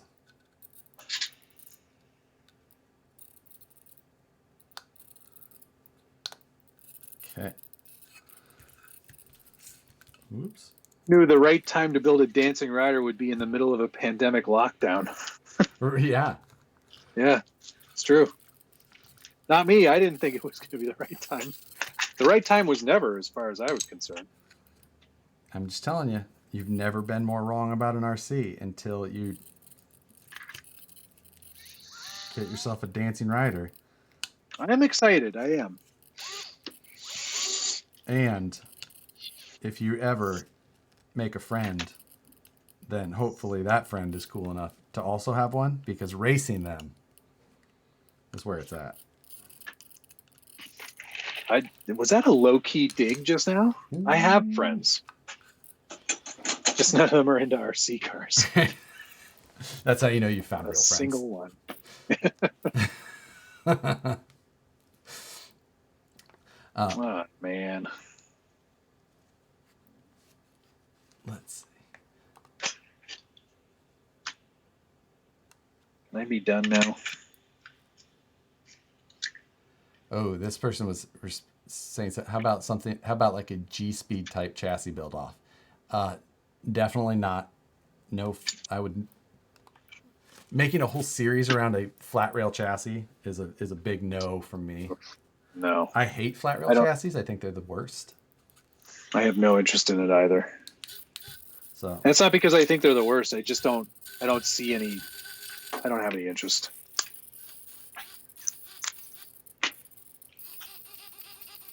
yay. All right, my servo's installed onto my very fancy. Let's see. Josh doing a Isuzu Holden MU TF2 short wheelbase budget build. Okay, TF2 and short wheelbase already. Like, is that shorter than 12.3? Oh man, they are Because tiny. I know they have the long wheelbase, which is actually long. So it's a short. Well, no, it's like Short wheelbase is not the TF2's regular Marlin. There's a shorter. no. There's a shorter one. The TF2 SWB is like, I think it's like a 10 and change. I'm out. And on leaf springs. Yeah, These are all of the things I hate. Short wheelbases and leaf springs. Does it have tiny tires too? Of course. Yeah. And I bet steel wheels. I don't remember. I think it. You know what? I think it's just. I don't even think it's a roller kit. I think it's just a chassis kit. Minimize their losses. Like, if Mike's watching, he's crying. Hemistorm, also a good one. You know what? And we should just see. Yeah. We should just see if Mike or Tom from RC4L Drive would be willing to take a beating and come on here. I think Mike would. I think Mike's game. I think Mike's always game for a beating. Yeah, and I've known Dursting for a long time, so he's the the RC4L Drive's always got new stuff. I always try and cover it on the Scale News. Yep. Dirt. You're an equal opportunity news provider. I even talked about Brass the other day from Samix. Granted, I called them the creed of the RC business, but right, you did. Yeah. Hey, that kind of leads into something interesting. Where'd this Vivaton? Yeah. Where'd they come from? They're a Chinese manufacturer. Have they been around for a while? I don't know if a while's the right term, but a little bit, I guess. But yeah, it's basically one of the same manufacturers as, it's a renamed manufacturer of a previous brand, basically. It's kind of how those go, the DCs and the D1R, and it's basically, there's only a couple manufacturers and they change names after, losing sales or credibility, and it changes to something new. It's interesting when you start hearing who some of these people are, and then you're like, oh, they renamed. Oh, I see. One, or it's just one factory, and they just have a. So how a lot of that stuff is, it's basically you have a factory, and then you have people who they'll make things out of there, and they just come up with a company name, and they try and sell those as a different brand or whatever. Got it. Understood. What is okay? Yeah, don't mold the part properly. Just add a spacer. Well, I'm sure there was a reason. I'm sure it was actually originally used on some semi that was created in 19.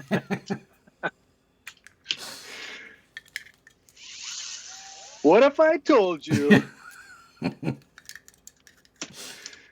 you could make one part that works for 800 vehicles? I think they have a rule of it has to reuse 80% of the parts in a new vehicle to come out with a new one. Like, how are we going to get the proper reduction on this 6x6? I don't know. throw 800 gears in there. Yeah. Okay. All right, I get. And then that's what they did. All right. Um, We're starting to come together on this thing. At this point, I have very little ability to start to keep blaming any instruction problems, though, since I'm mixing and matching. We got it. I found it went together pretty easily. Yeah, I think so. So you know, the link CAD is poor, or not the link CAD, but the link explanation. Right. Moose Jaws asked me if ceramic or sealed bearings are best for the dancing rider. I would call yours sealed, really. Yeah. Fully They're plastic sealed. 100% sealed. Nothing is getting in there or out. Although I did have some brass bushings that were the same size, so I put those in instead. Really wanted to kind of make sure it was as performance oriented as possible. Yeah, let's.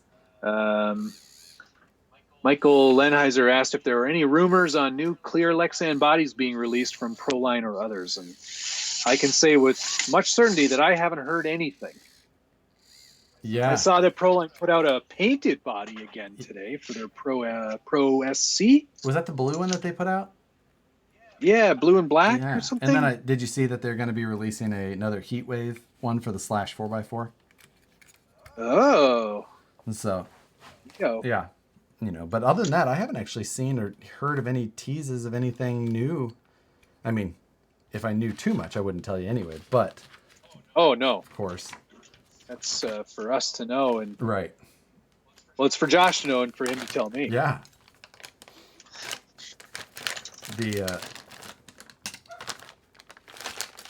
But yeah, no, I actually kind of surprised. I haven't heard anything. Maybe, maybe they'll come up with like a creep 4-door. That would be. I strongly detest that body. I'm actually going to pick one up just because I think I should have one on hand. Because I do not detest it. You are on your own. Telling you. It's just one of those things that it looks like nothing. It looks like a Willys truck. No, it doesn't. It does. Have you seen a Willys? Because that's not what a Willys looks like at all. Now, I will, as I see J Concepts, they were more of a race company for the longest time, and now they're much more in our market as well as like the drag racing, which I'm paying attention to more nowadays. And I will say that I continue to see that they don't make good-looking bodies. That truck drag body. Now, I know that. I'm not throwing shade, but that is not good. Now, looking. I know that body was meant to look like Larry Larson's, drag week truck, which did have those high bed lines and things like that. But even so, like just how they finished the body they made. It's so bad. It's so bad. Yeah, I don't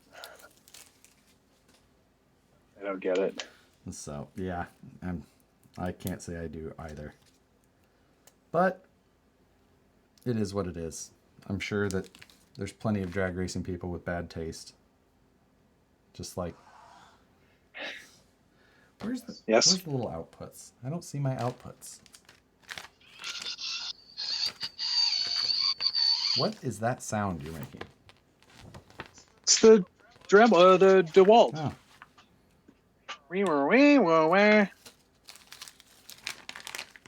Do I need to install the auxiliary deck? No, you do not. Great. Not unless you have an even larger receiver you're going to try and install. Like, wait, do you think that my old Futaba R603 is too big? No, that'll work. I mean, you don't have anything with an even longer antenna, do you?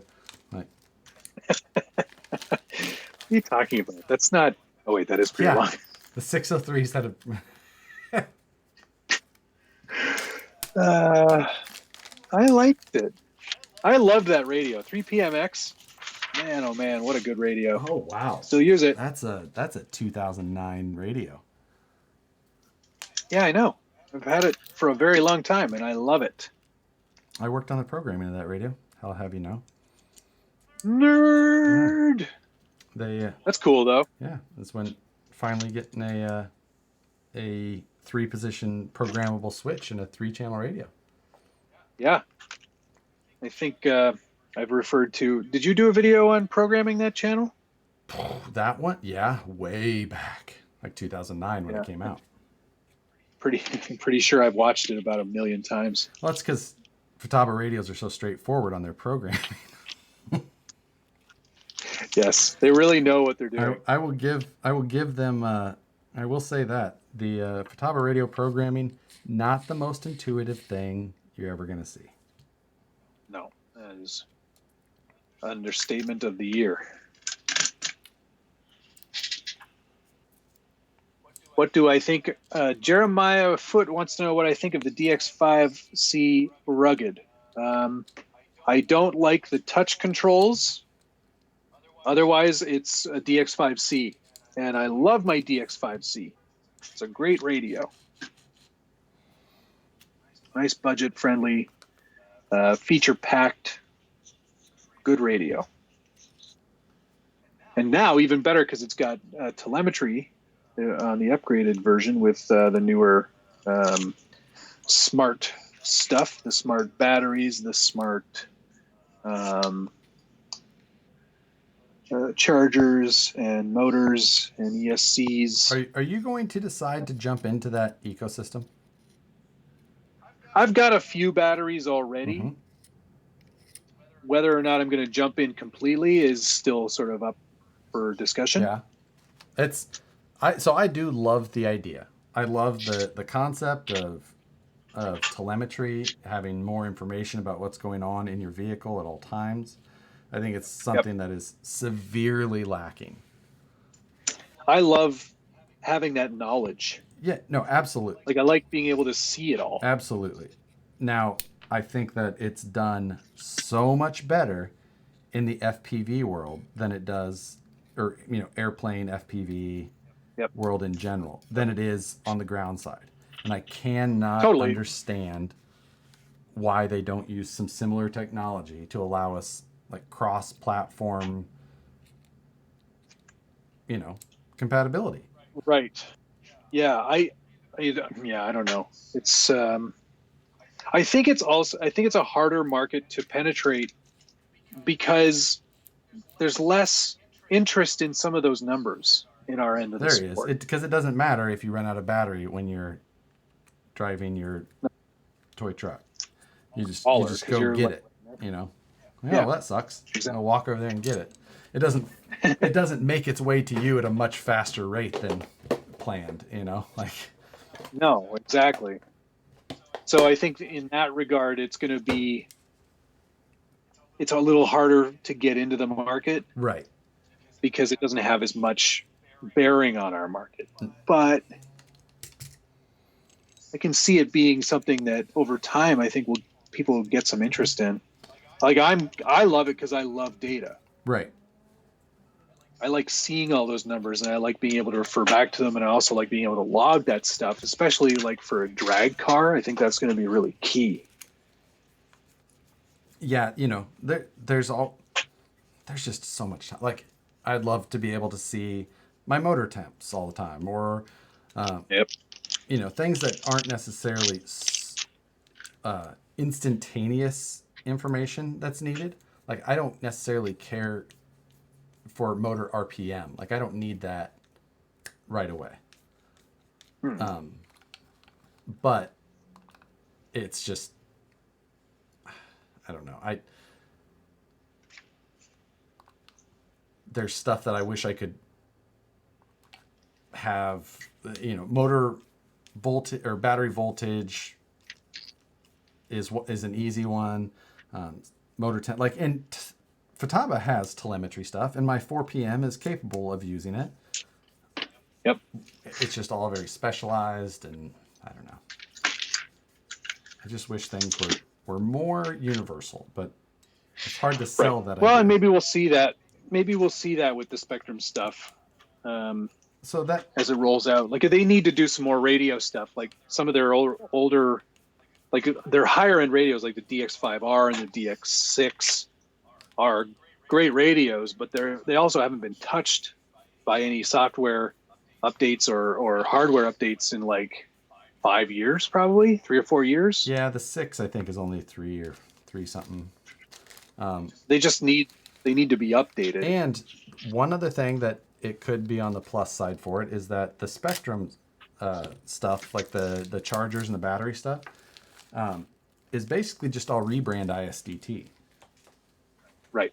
So maybe, that probably does open up those possibilities there. Yeah, maybe we'll see something in that regard. So, having that, like, okay, well,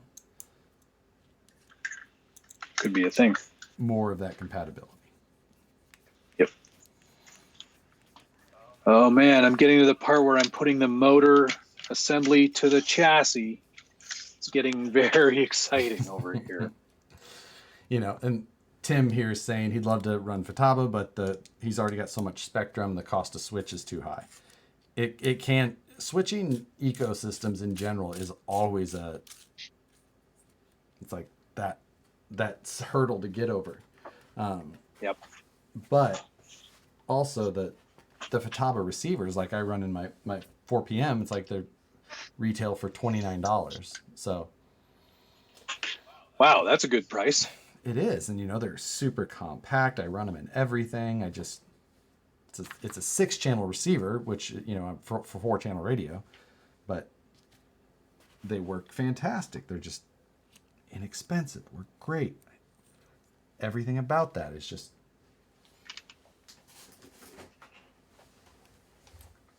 Okay, I'm starting to see the awesomeness again.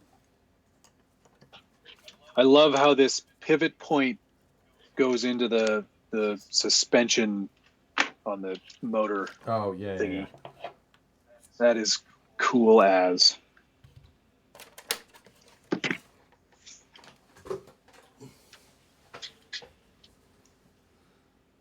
I'm having to strip a 1.9 for as small as this little element box of IFS stuff is.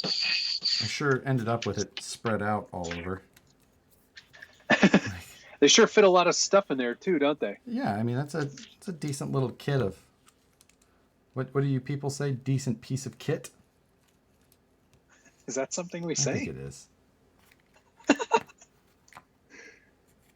I mean, I guess. Or I guess maybe I'm just calling Canadian people British. I don't know. For some reason, I tend to put you guys into a category.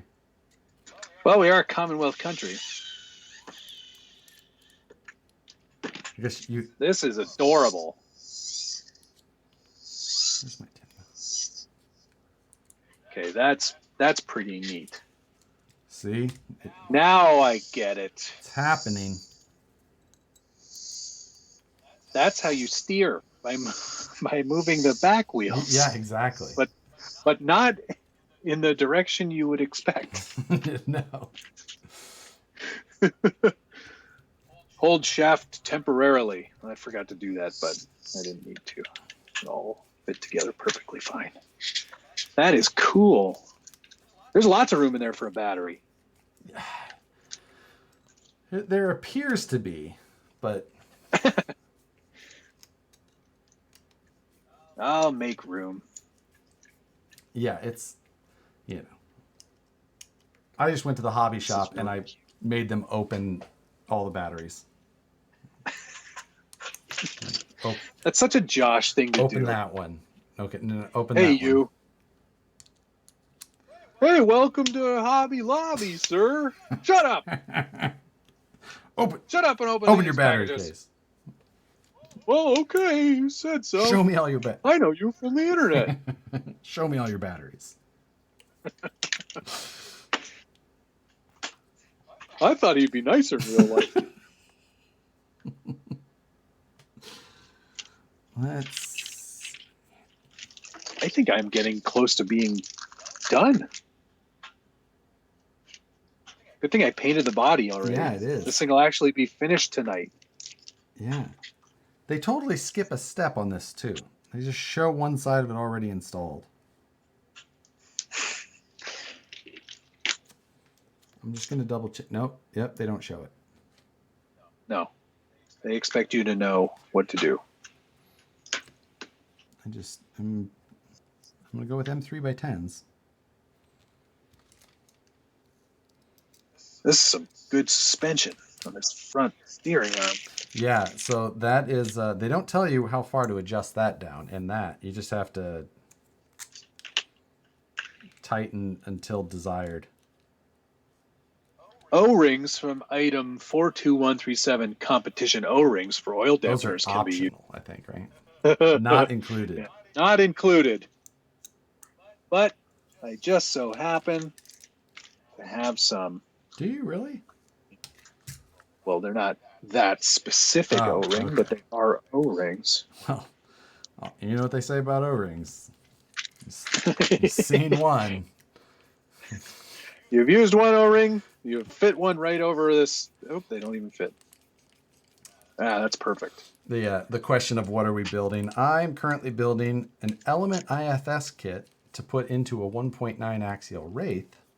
And Matt is working on the glorious Tamiya T301 chassis, also known under the availability of the Dual Rider and Dancing Rider. He is... This is I corrected myself. This is horrible front suspension. Wait, no, take a minute. Back it up. This is not good. But it's not bad either. It's just not good. It's not great, that's for sure. Oop, I appear to have broken it already. Amazing. Look, I never claimed to be good at... Oh yeah, it's because the O-ring is too small and is now inside the spring. Wow. See? All O-rings are the same. How about using the Enduro IFS to make an aerial atom? Enduro IFS to make... Well, an aerial atom, that's independent all the way around, right? Yeah, that's now, you'd need to do what Shane did and do IFS and IRS. Right. Now, just doing... trying to recreate an aerial atom would be kind of fun in general. Yeah, that would be a nice project. Other than trying to figure out how to roll all that tubing. Oh, yeah. Oof. Nice little, that's a fun little vehicle, though. An aerial atom? Yeah. I can't say I have much experience with them other than there was a guy who lived by my old house that had one. If that does anything for you. I have experience. That does nothing for me. I lived by a guy who had one. I know people. Right. I know some guys. My friends on the internet. When is the offset F9 front axle going to be sold separately? As soon as we could keep up with producing them for the kits, which is not yet. That's always a good problem to have. Demand outstrips production. I need to just keep... Stop. Yeah. Turn your volume up, Matt. No, I don't want to. That's from Schultz, so it's just because he's old. Just old. Tell him to turn it up. Yeah. Turn your aids up.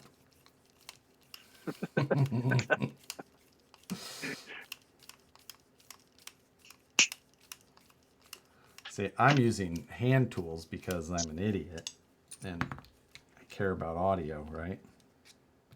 Ugh. God. So over. Which way does this go? Do I only put this little part on one side, or they just only show it on one side? Install left and right mounts. I see now the text at the bottom. Still, Would be nice if... Like, that's not where... You read from the top and go down. It's not... This is still bad manual design.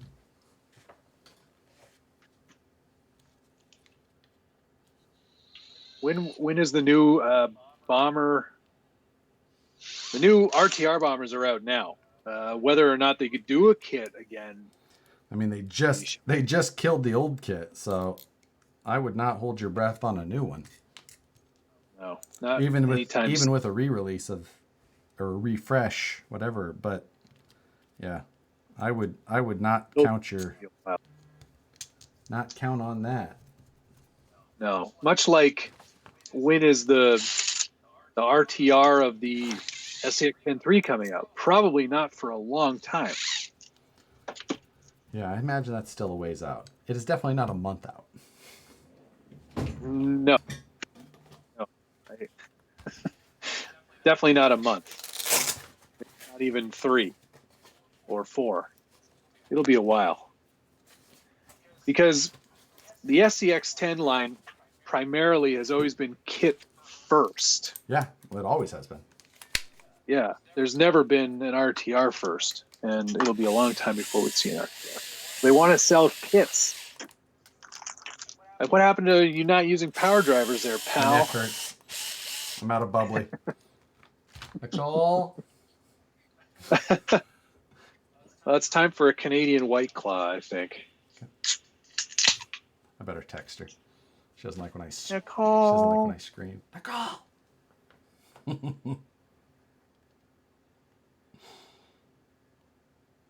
Let's see.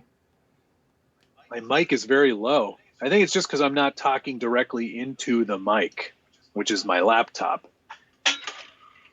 Or you just need to turn up your volume, because I'm definitely at the same volume I'm always at, but I'll raise it up a little bit just in case. You don't have your little audio mixer open? Yeah, of course I have the audio mixer open. Oh, you mean like on the system prefs? Yeah, on your on OBS? Yeah. Okay. Of course. Of course I do. Of course. Of course I do. Yeah, everything's cranked. Oh, now you sound terrible. What did you do? Oh, really? Change something. Is that way too loud? I mean, it sounds like a different mic entirely. Huh. How about now? Yeah, you're back to Is that normal. better? Yes. Okay, good. Do that. Done. Stop doing Done. the other Did thing. do the thing. Nicole said she won't bring it because she's watching Forged in Fire. Oh, I love that show. So does she. That's my favorite. One of my favorite shows. I used to PBR all of them. It will kill. It will kill. He always did this. Yeah. It will kill. My arm, I'm still dealing with an injury, so my brother will be performing the test. Like, what did that guy do to hurt himself so frequently? It will kill.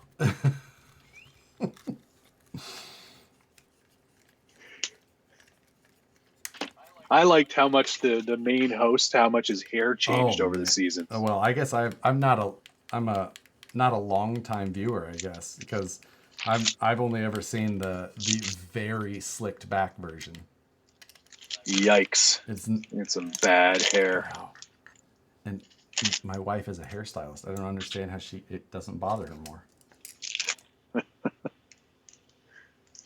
She was into it. Yeah. She I don't know. threw the empty bottle of bubbly at me while when she delivered the an empty box of bubbly, I should say. Ooh, more template material. Woohoo. Oh yeah, there you go. More cardboard aided design. Could you and Matt build that, but better? Another one from the live streams. Could you build a kit, but like better? Like, do what you're doing. Hey, better. Make it not bad. Yeah. Make the thing you're doing Make it interesting. good. Whatever you just do That's this, but interesting. impossible. That's not possible. You've clearly never watched any of these before. Get in there. See, this is the problem with IFS, is that I haven't even completed this yet, but somehow this whole thing is replacing a nice little efficient straight axle. Like, it's so much more complicated. Yeah. I won't disagree with you. It's like, oh, what you could do is take this super well-performing straight axle out and then instead install an IFS kit for better no. Looks. Oh, yeah. Just for looks. It's for that. That's all. Yes, this IFS is going in a 1.9 Wraith. I'm really excited about that. I think that's the perfect place for that, and for that truck too. Yeah, I think this is going to be a great little setup. Yeah, definitely. I got this. Look now, it looks like a motorcycle. Yeah, I got this 3D printed part. It's from Crawling Fin, but the I in crawling is a 1. So it's crawl 1 and G. Crawl oneing. And then FINN. So. Is the I in fin an I? Yes. Oh. Consistency is key, sir. Or wait, no. No, that's inconsistency. Consistently. I like how they individually package their wheels in this kit. All 3 of them. Passing the savings on to you. Where are my arms? Do I have to open up bag 5, 4, 3, 2, 1? What is a good... Harry Miller wants to know what a good light kit is for the TF2 with the Mojave body. I'm going to say the RC 4-wheel drive kit, because it plugs into your 6-volt plug on your receiver and has every single light for that... What if you run your servos at real power and not 6-volt receiver power? Yeah, like. Well, no, through your receiver. How many volts are you putting through your receiver? 8. You're silly. Why? Speed and power, my friend. Oh boy, yeah, it handles those radio signals so much better. You know. Are there foams for these tires?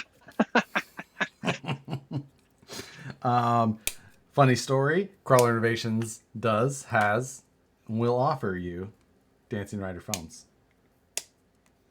It's one of my secret weapons. Hello, Crawler Innovations. Shut up, it's Josh. Make foams for this stupid Dancing Rider. Listen, spreading the word of the Dancing Rider is... I bring joy to people without them knowing. So I don't need to glue these, right? No, there's no risk of spinning that bead. Oh, okay. Note, thread set screw into ball cup until 4 millimeters of thread is showing. All right, let's go ahead and do that. You know how I found that note is by not looking in the top left corner. I said, you know what? If I should look for important information, I should look elsewhere on this page before I start constructing. The very bottom, in very small type, is where all the most pertinent warnings are. Yes. Mike Philpott asked if my wife ever comes on here, and no, she doesn't. She's not one for the camera lens. Nicole sits up the side. See? Yeah, there's no room in here for that. I'd need to find a bigger room or another chair. Wow, I wouldn't start off with that argument. Like, oh, you're going to come down here? We're going to need a bigger room. Like, we talked about it. She considered why not moving me up to the attic, which is not an attic. It's a 3rd floor that's been converted. It's nice and bright. There's a deck off the back, so I could actually go outside to paint. We all saw that deck, remember? Oh yes, that's right. How could I forget? And what a deck. I'm going to throw this RC. You could just do that with all of your builds. Well, I finished this. Now we're going to throw it off the roof.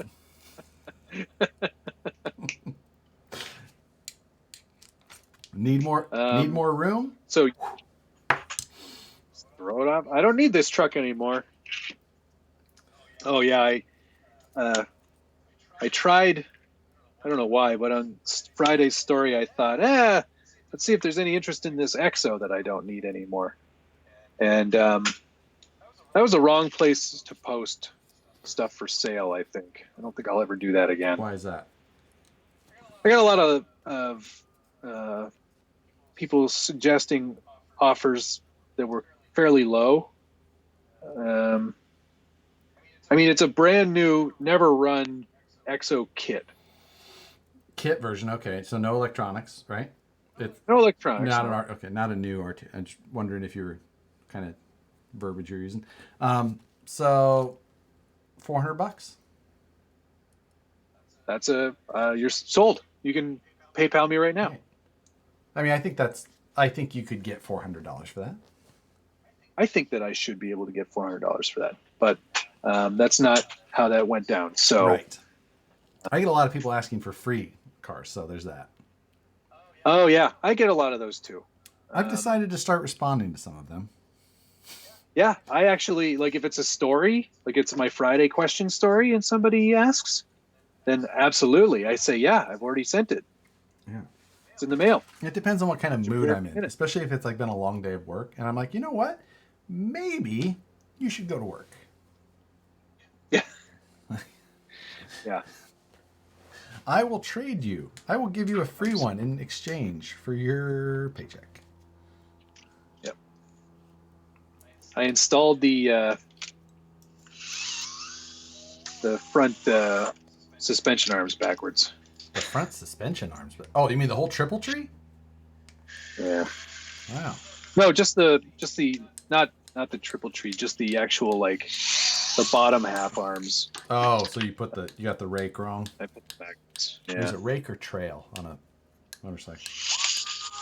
Beats me. Rake is the angle. Trail is the correlation to the pivot point of the triple tree. I can tell you're interested in learning about motorcycles, so I will continue.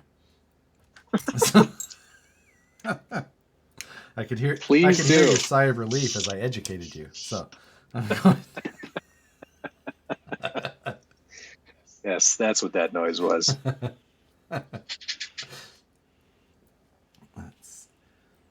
All right. There's a right. Just subbed thanks to Harley's channel. Thank you for subbing to my channel. Well, it must be like thanks to Harley, because that channel stinks. You're Anything welcome. To get off of that.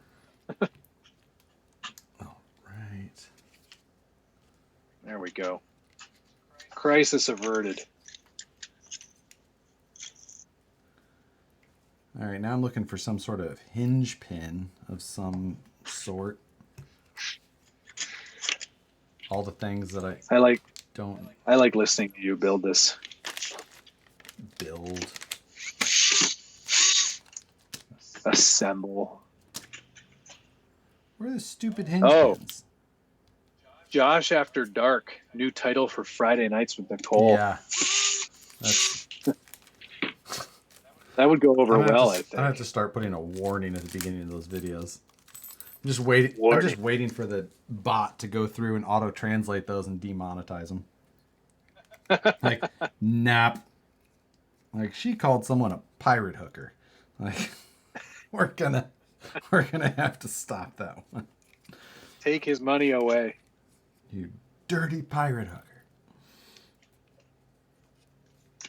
All right, wheel is on. Almost. What the? Wow. I'm actually going to have to use a 050 maybe? Is that right? MB1. Could these screw names be any weirder? Oh, hey, last week I had to educate you on motorcycle terminology as well. With You did? suicide shift. Oh, right. See? Hey, I gotta say, that guy's spreadsheet, very helpful. What a spreadsheet. What a spreadsheet.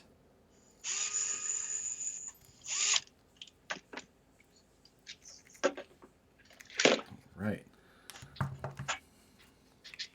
Man, these whole these IFS kits, what's really been lacking. It's a fun build. Yeah, stop your complaining. Actually, it is a fun build so far. I'm having fun.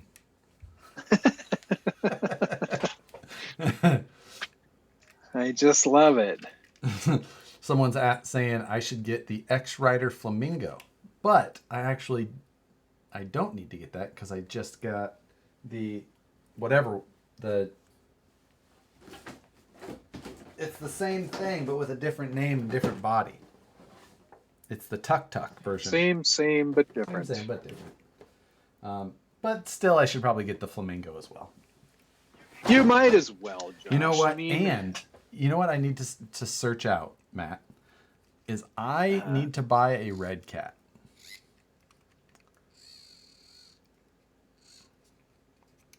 okay. Because they used to make, What? I think they made one called a Striker, which was a three-wheel racer. Okay. So The Striker, I think eh? it's a Striker. I need to find it. Is that like something that they don't make anymore? I presume? think they don't make it anymore. They're over that. Yeah. They're like, we got to get serious Yeah. So, in this three-wheel game. yep. Yeah, that's I think no better time. Right. Did you hear about the that there was a personnel change? No. Right? From the really Hmm. interesting. Mm-hmm. Yep. Where am I going to find that information? I've heard it from a few people now, and then I noticed it with my typical hey, Bill gave me $20 because that's awesome. Thank you, Bill. Oh, that's nice. Congratulations. Now the comment I can all of the people are finally getting to the point in the video where it says I was going to buy a red cat. What? What? That can't be for real. Phoenix says yes, they did. It was a pile, but cool looking. He said the forbidden word. And then Bill comes, and then Bill just says back, taking the money back if you buy a red cat. Yes. So yeah, but yeah, a little bit of Cool. But yeah, I was saying with my my Facebook investigative skills, I noticed some posting of photos that normally wouldn't have been. So I don't think I understand what that means, but I'll. like when girl you went to high school with starts posting a bunch of pictures, but none of them with her, previous husband. Yeah. And then you find out 6 months later that they got divorced. It's like that, but it's with RC cars. Yeah. Okay. Understood. Wow, that's weird. That seems quick. Yeah, agreed. I gotta scroll ahead here and see if there's any good questions, and then we'll get back to that because. All right, I'm building lower suspension arms now, I think, for this ifs kit. Colton Moore said, "I always hop in here because Matt reads my comments." Oh, so there you go. Well, okay. Yes. Colton Moore's right. He just commented on here. What the WTF is happening? Josh has an IFS and wants a red cat. What kind of day is this? I've been holding off on publicly saying that whole red cat thing for a while. That IFS or not IFS, trike that they have. You know, I don't and understand. that's just because of I actually just do go search 3-wheel RC sometimes and see what I can find, just to see if there's been any new breakthroughs in the market. Dancing Riders are $68 US. That's what I was saying. Man. And you're like, I paid 100. I'm like, that seems. I felt like a genius for like a half second. No. Didn't last. False. What's with this rear fender? This is stupid. Yeah, it's unneeded. Is it just a I don't. appearance package? Pretty sure. It's for downforce. Once you hit 4, it really kicks in. Hold on. Is there not a second gear on this? What do you mean? Like No 2 2-speed? No, I know. 2-speed? What am I wasting my time?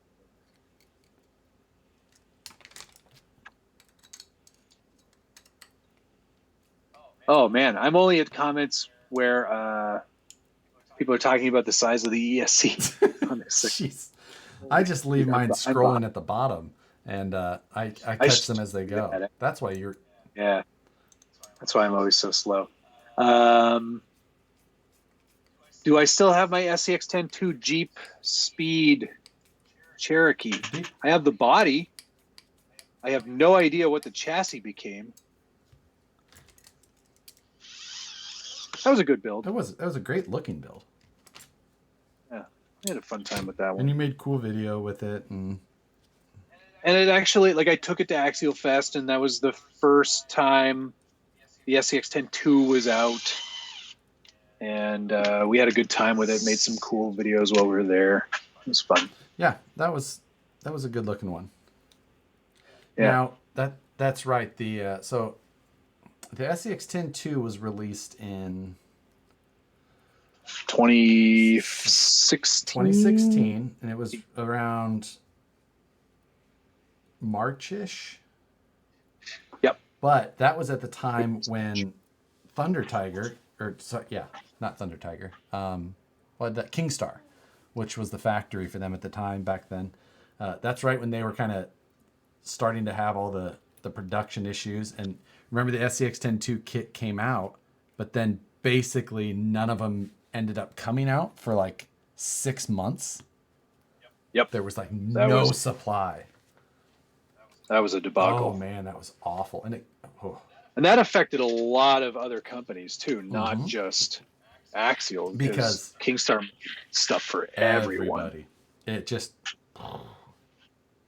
yeah. And like, if I recall, some of the Axial guys had to like fly over there in a mad panic and get stuff. Yeah. There was some crazy stuff like that. Like actually going over there trying to claim their molds and things like that. Yeah. Yeah. Crazy stuff. Yeah. Not a position Absolutely. you wish on any company, but oh no. Not at all. I say not any company, but okay. Not gonna go there.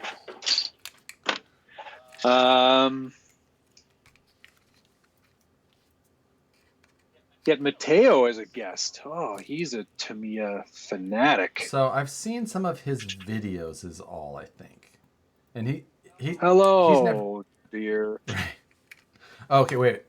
I'm thinking of somebody else. I have seen know of his videos, but I thought he's very knowledgeable in the and he does some awesome, like, he lives in Austria and has the best terrain in the whole world to run on.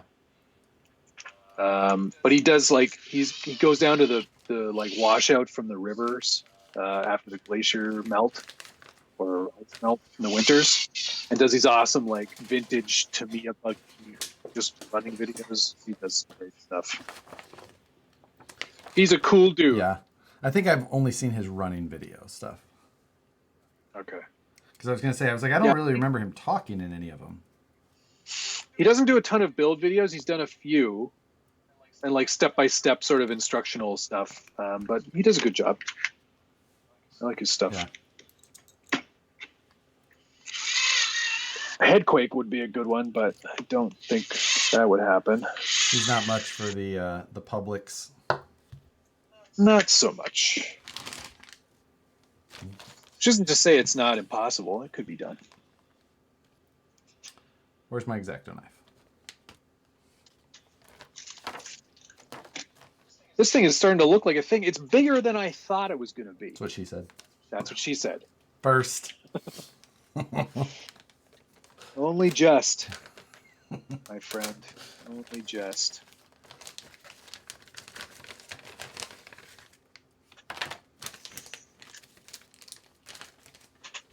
Yeah, let's. Green.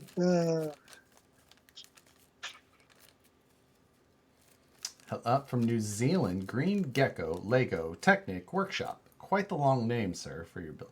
Loved watching both of you guys' channels for years. Keep doing the collaborations. They're sick from New Zealand. Nice. Thank you. Sick as from New Zealand. Thank you, that's how it's... Mr. Green Gecko Lego Technic Workshop. Oh, he likes the Lego, I guess. He does like the Lego. We're going to have some crossover Maybe content here soon. Ah, yeah. Sweet. With my wife saying, this is trash. No. I hate this. Why are you making me do this? What am I doing here? I was going to say, our seeing around America. I feel bad for you, Matt, all those plastic parts trees. I just went through 6 years of trees last time I was home. Yeah, I've got a bunch of trees here I got to disassemble as well. What do you mean? You keep the plastic parts trees? Well, yeah, if there's still parts on them sometimes. Why? Do you really? How often do you find yourself going back to them? Not you have a big enough. box, right? And then how often do you go in there and be like, I'm going to try and find a part for this? Very rarely. Yeah. And I should. That's I why should go you through should just and get throw rid them of away. stuff. No. I know. And then when you need something, I you just just feel be like, weird throwing it out. No. Throw them away, and then buy the parts when you need them. It's the American way. That's the point it's when the I go. American way. No. That's when I go, oh man, why did I throw that thing out? I need that piece. Yeah, see, I found myself saying that at the same time, but then I've also found myself buying the same parts that I have over and over anyway. So how wasteful am I really being? As a great example, like, I mean, I've got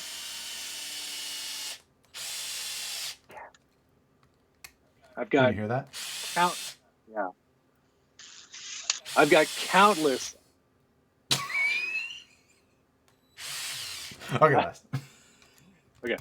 I've got countless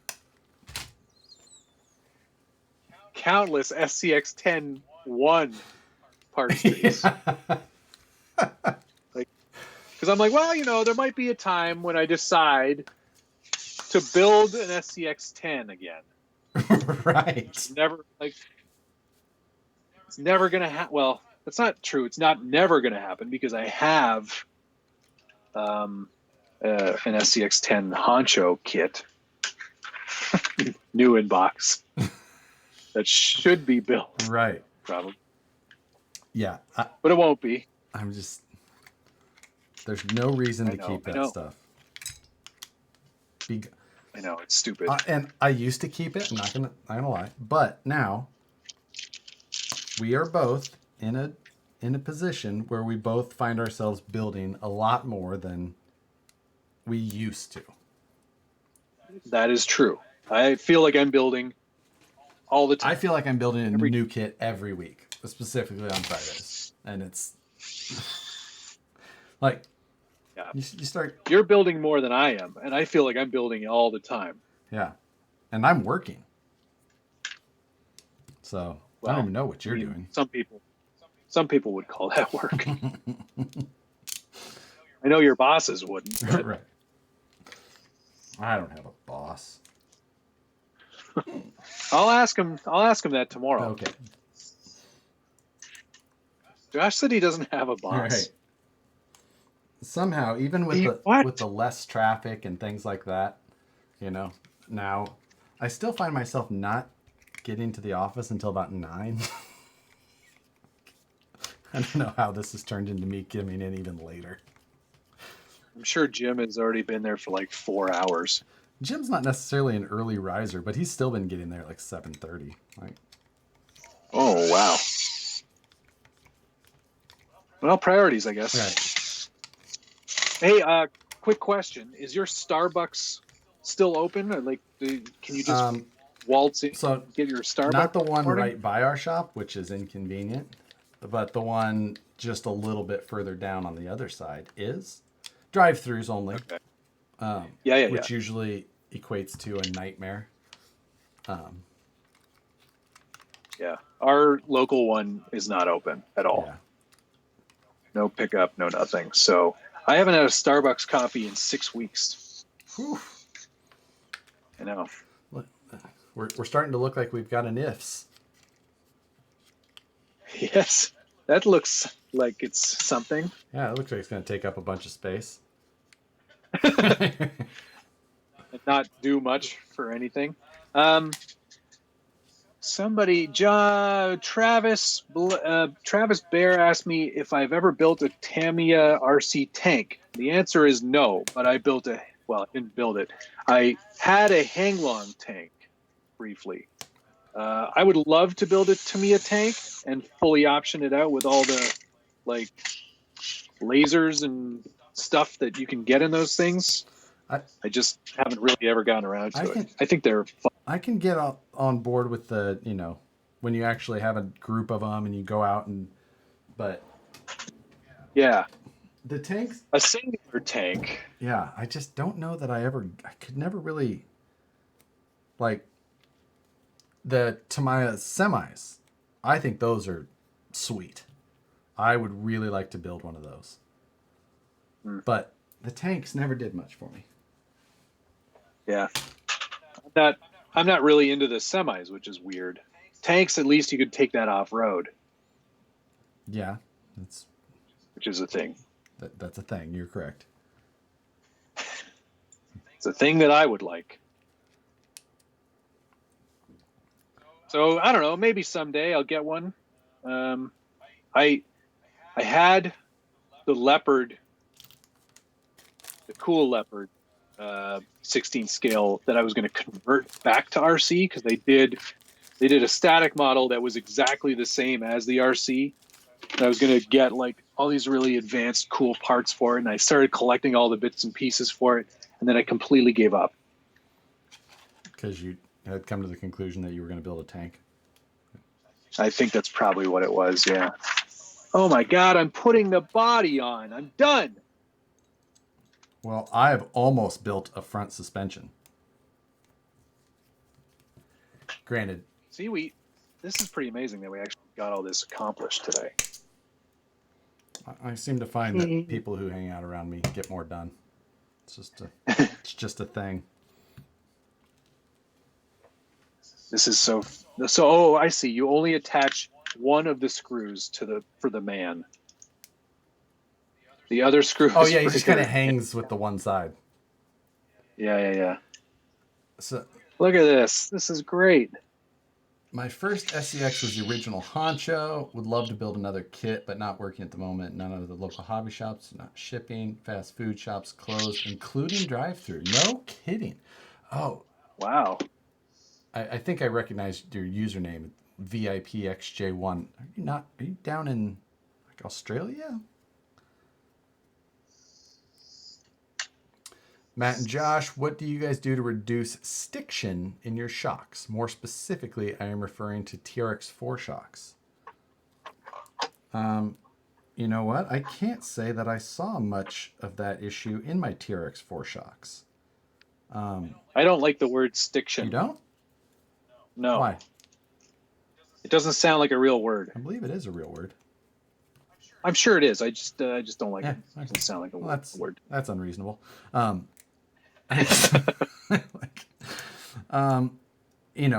think the shocks the worst shocks I ever had with that were RC four-wheel drive Kings. And yeah, I think it was less stiction and more just straight friction, because when you cycled those King shocks, it basically felt like metal on metal. Like, yeah, they were not look the cool. best. somebody's saying Tim's is still drive-through. Now, I will say that as soon as Nicole and I crossed into Canada, we stopped at a Tim Hortons, like right away. Like, okay, we're gonna give this a shot. And then we stopped about 24 more times in that during that 6-day trip. Because, not gonna lie, I think Tim Hortons coffee was far superior to Starbucks. You're on your own. I'm telling you. But You must like just hot, wet garbage. But I will also say that, in all honesty, I'm talking just regular, coffee, not anything fancy, which I'm sure is your order. Or you're that super hipster, gotta be black, ground, digested first through some lemur in a southern country. I'm not Peter McKinnon, okay? Right. I can drink a normal coffee like anybody else. Unpopular opinion, but I think McDonald's has some of the better coffee. I like McDonald's coffee a lot. So, yeah. No argument here. We have a dancing rider, folks. No, you do not. Yeah, it's done. You have a dual rider. Starting. Apply full throttle. Always. For a stable start. Trust me, you need to drive it. Yes, you do start by full throttle. I'm just going to read through some of these because this is great. The model will proceed in the direction it is facing, even if the front wheel is pointing to the side. It's just going to plow. Just plow straight through. Well, the front, a lot of people don't know with the dancing rider that the front is passive. It does not have anything to do with steering. Oh, no steering at all. No. This is just on a spring. There is a spring to help it center itself. But only very basically center. Yeah.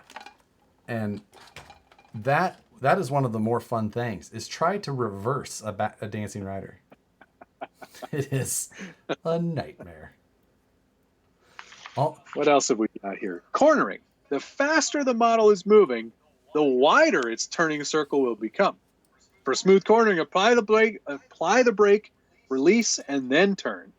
Mastering brake timing and throttle input will help to make faster turns. While I did not read this part of the manual, in hindsight now, hearing it sounds funny, but all of these things are the truest statements I've ever heard. Like, yes, you must try driving a dancing rider slow. It is a nightmare. And yeah, don't pay any attention to which way the wheel is pointing, because it doesn't matter.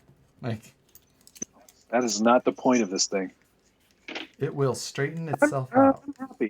I'm happy with this. This turned out. It's not finished yet.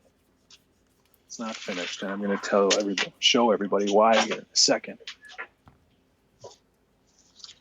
Because no self-respecting Scale Builders Guild guy wouldn't put one of these. You're putting some sort of quirky sticker on it.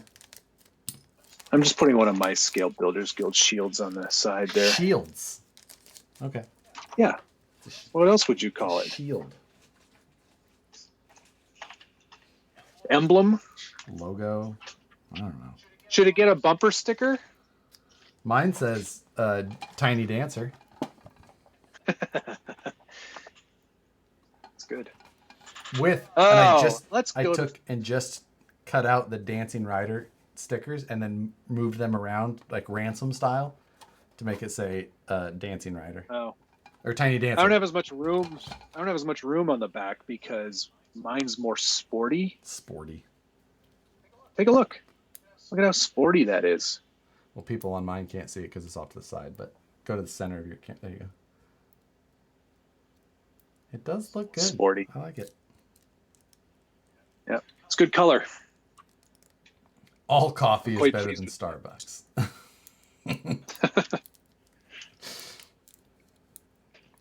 I mean, Starbucks is convenient. So we have Dutch Brothers out here. Do you guys have Dutch Brothers?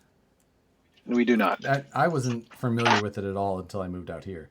But I'm not gonna lie, like, I don't go to Dutch Brothers because they're too cheerful in the morning with a little too much energy. Well, hi. Yeah. I'm like, you need to calm down until I've had my coffee. Yeah, slow your roll. But they do have like fruity drinks, which are pretty good in the afternoons.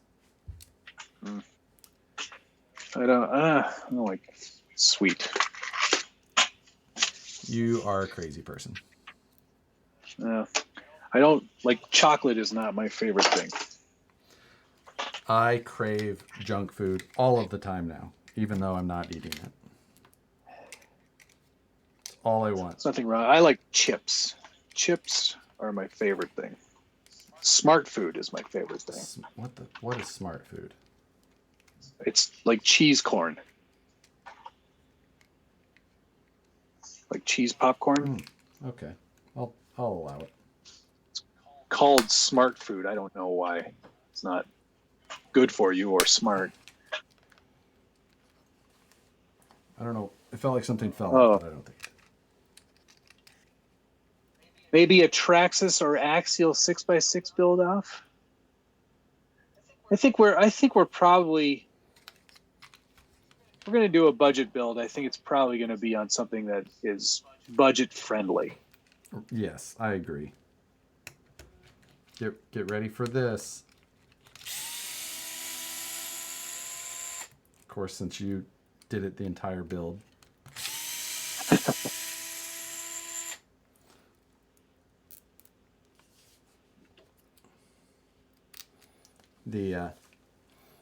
It's funny.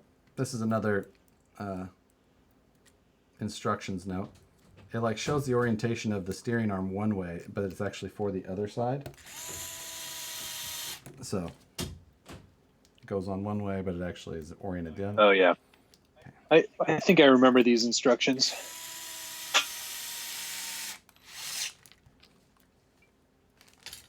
What's up, fat cat? Matt, Ryan Davis wants to know why I don't like the word scalar. Well, how much time do you have? You know what? I don't know that I've ever actually heard an explanation for this. Scalar is not a word.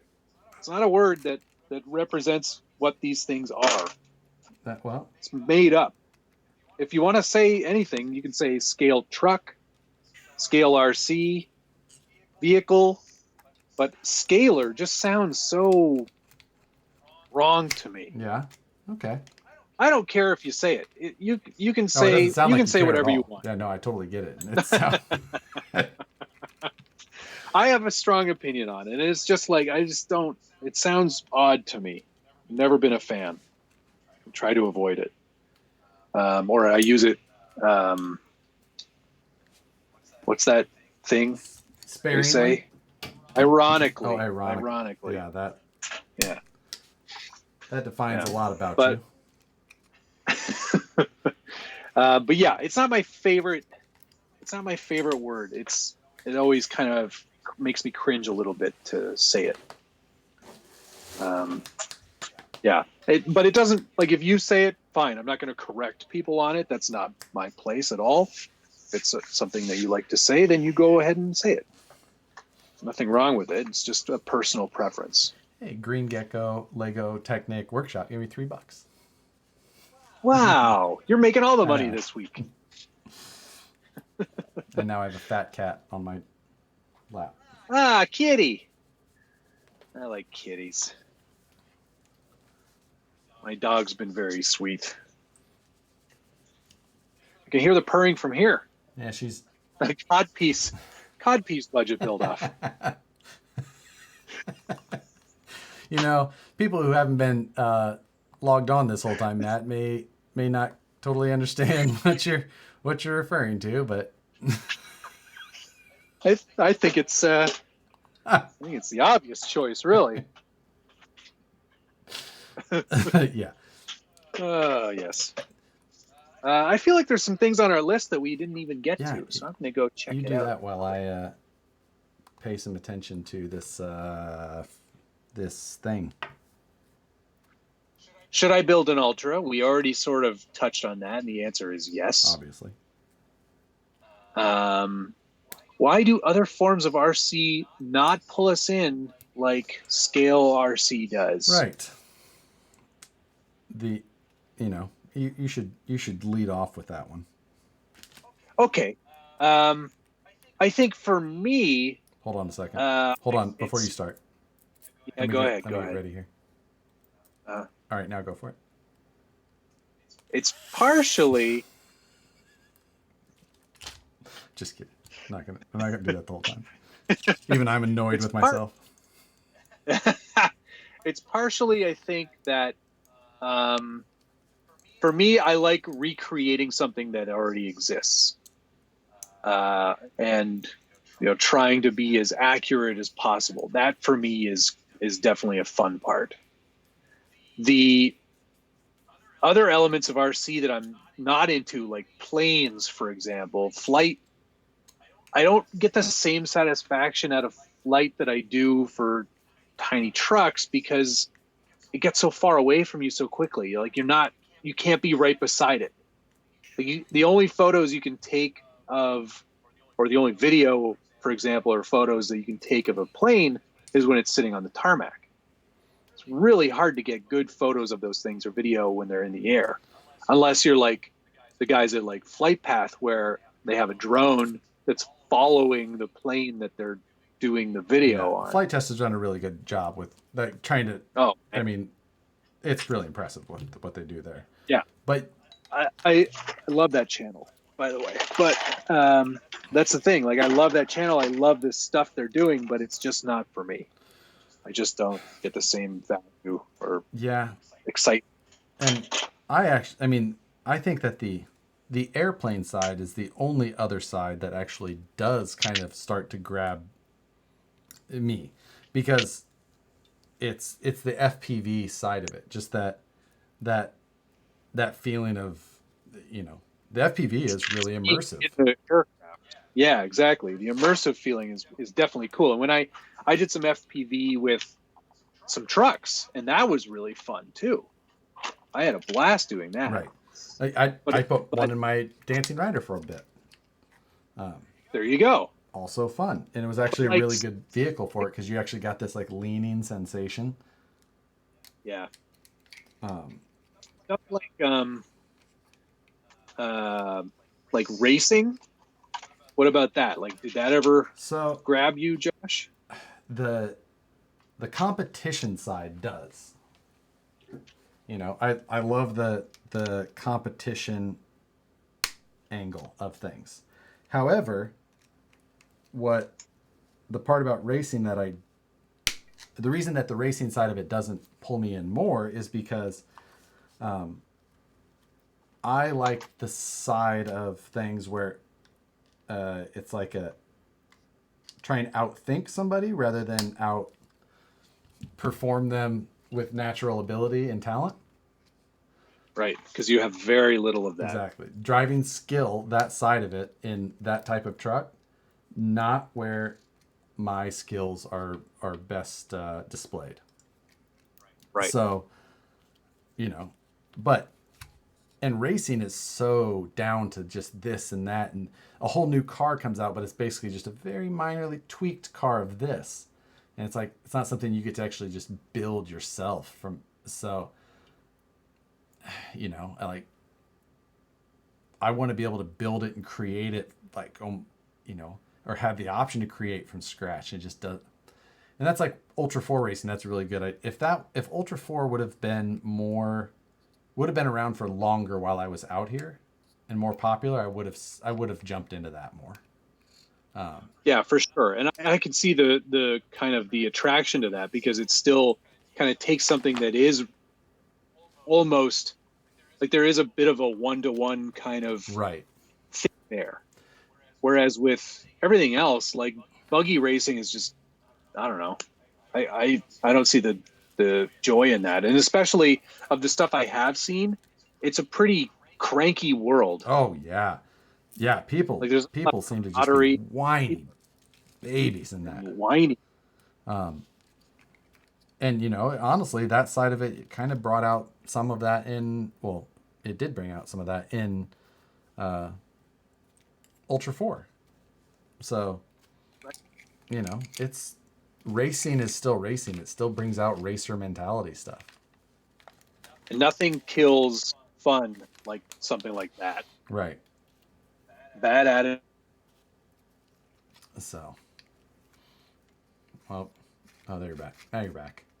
Um, Oh, I had one moment there of dropped frames. Wow, yeah, that's crazy. first time. I'm still at 0, just in case you're wondering. PC 1. Well, I'll say Mac 1, PC 1 at this Internet point. connection, not PC or Mac. Come on. All right. So, what about like boats? I would be into boats if there were more calm waters around here. Yeah. I liked there's some aspect of the boat side that I think is kind of cool, but at the same time, I don't know. Like boats are, I guess, kind of fall into that plane category like you. Like I feel like with boats, you're always just doing this stupid little circle. Yeah, Like, true. Yeah. Cool. Yeah. Like, all right, what next? point. Because this is boring. At least planes, you can go do a loop. You can go do, you can kind of screw around and go do something different. But man, boats, you were really just kind of, Yeah, you're just zipping around in circles. yeah, like I don't know. Fair enough.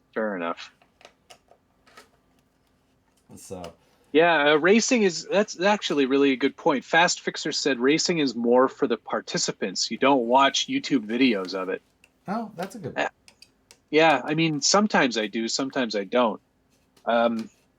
Like if anything, I like the on-road racing more.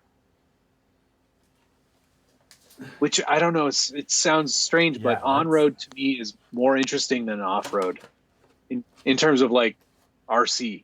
Especially, like I love F1.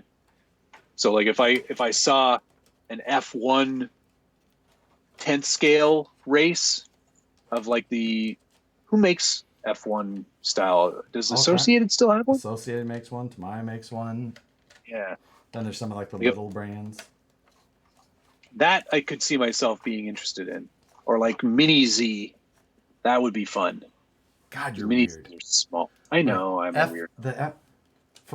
I've watched some. The only on-road races that I've found like myself being captivated by, like I'll see a clip of and like, is like the 8th scale on-road cars that are just zipping at crazy speeds. No, they're 12th scale, man. Those are the tiny ones. No, I've seen those. Like those are the carpet ones. Yeah, the carpet. Yeah, but like the 8th like the wedge. I'm talking like the 8th scale asphalt racing ones. Okay. They're still crazy fast, zipping around like.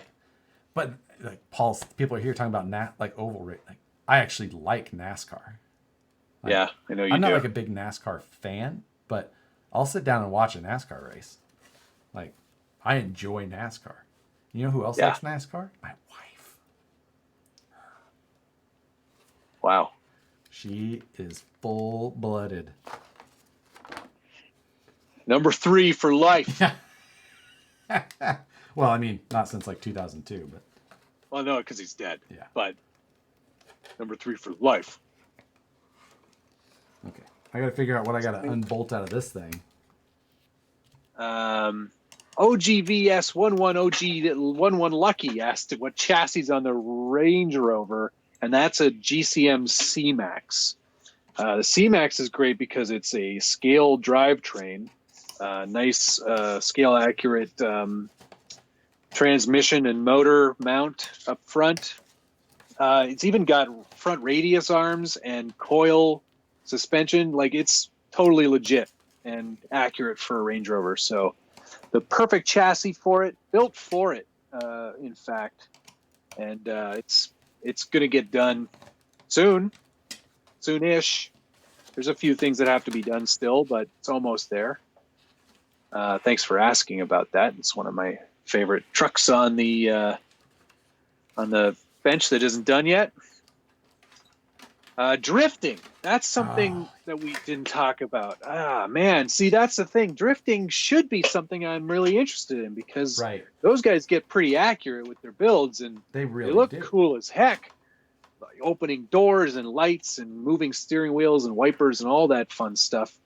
But again, it's just one of those things that I just don't get it.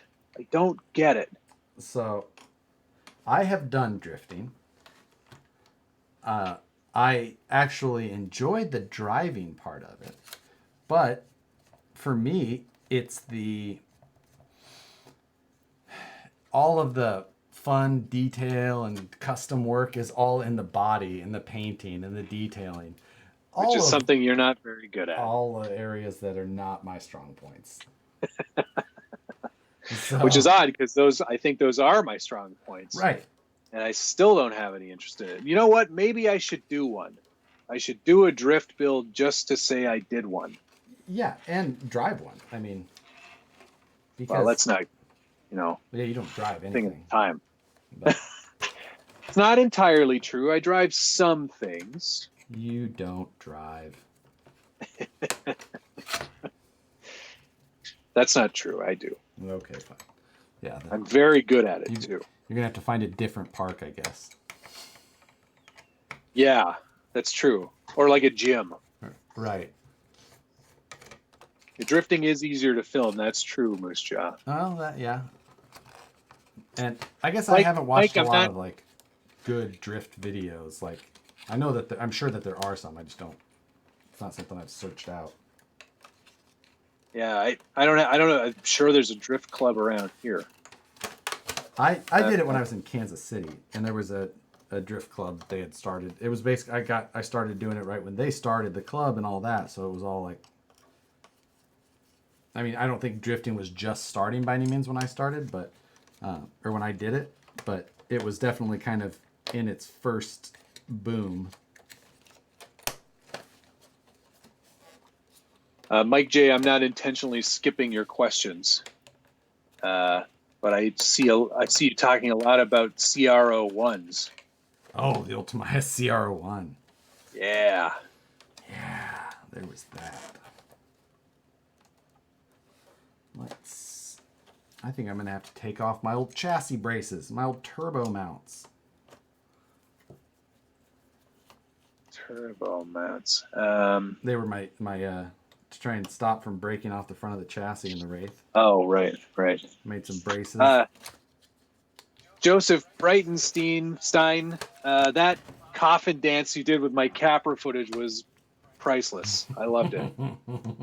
I sent it to Josh the moment that I saw it, and I LOL'd. Some serious LOLing had on that. Because it was like for me, it was the perfect mix of memes. Take the RC memes and mash it up with that. It was perfect. Loved it. Good job. Thank you for doing that. Mike J, I am so far behind on comments. We're gonna see what point I get to on this, and then I may actually have to like reference some sort of actual document on what I'm supposed to do, because at this point I'm just throwing shit against the wall.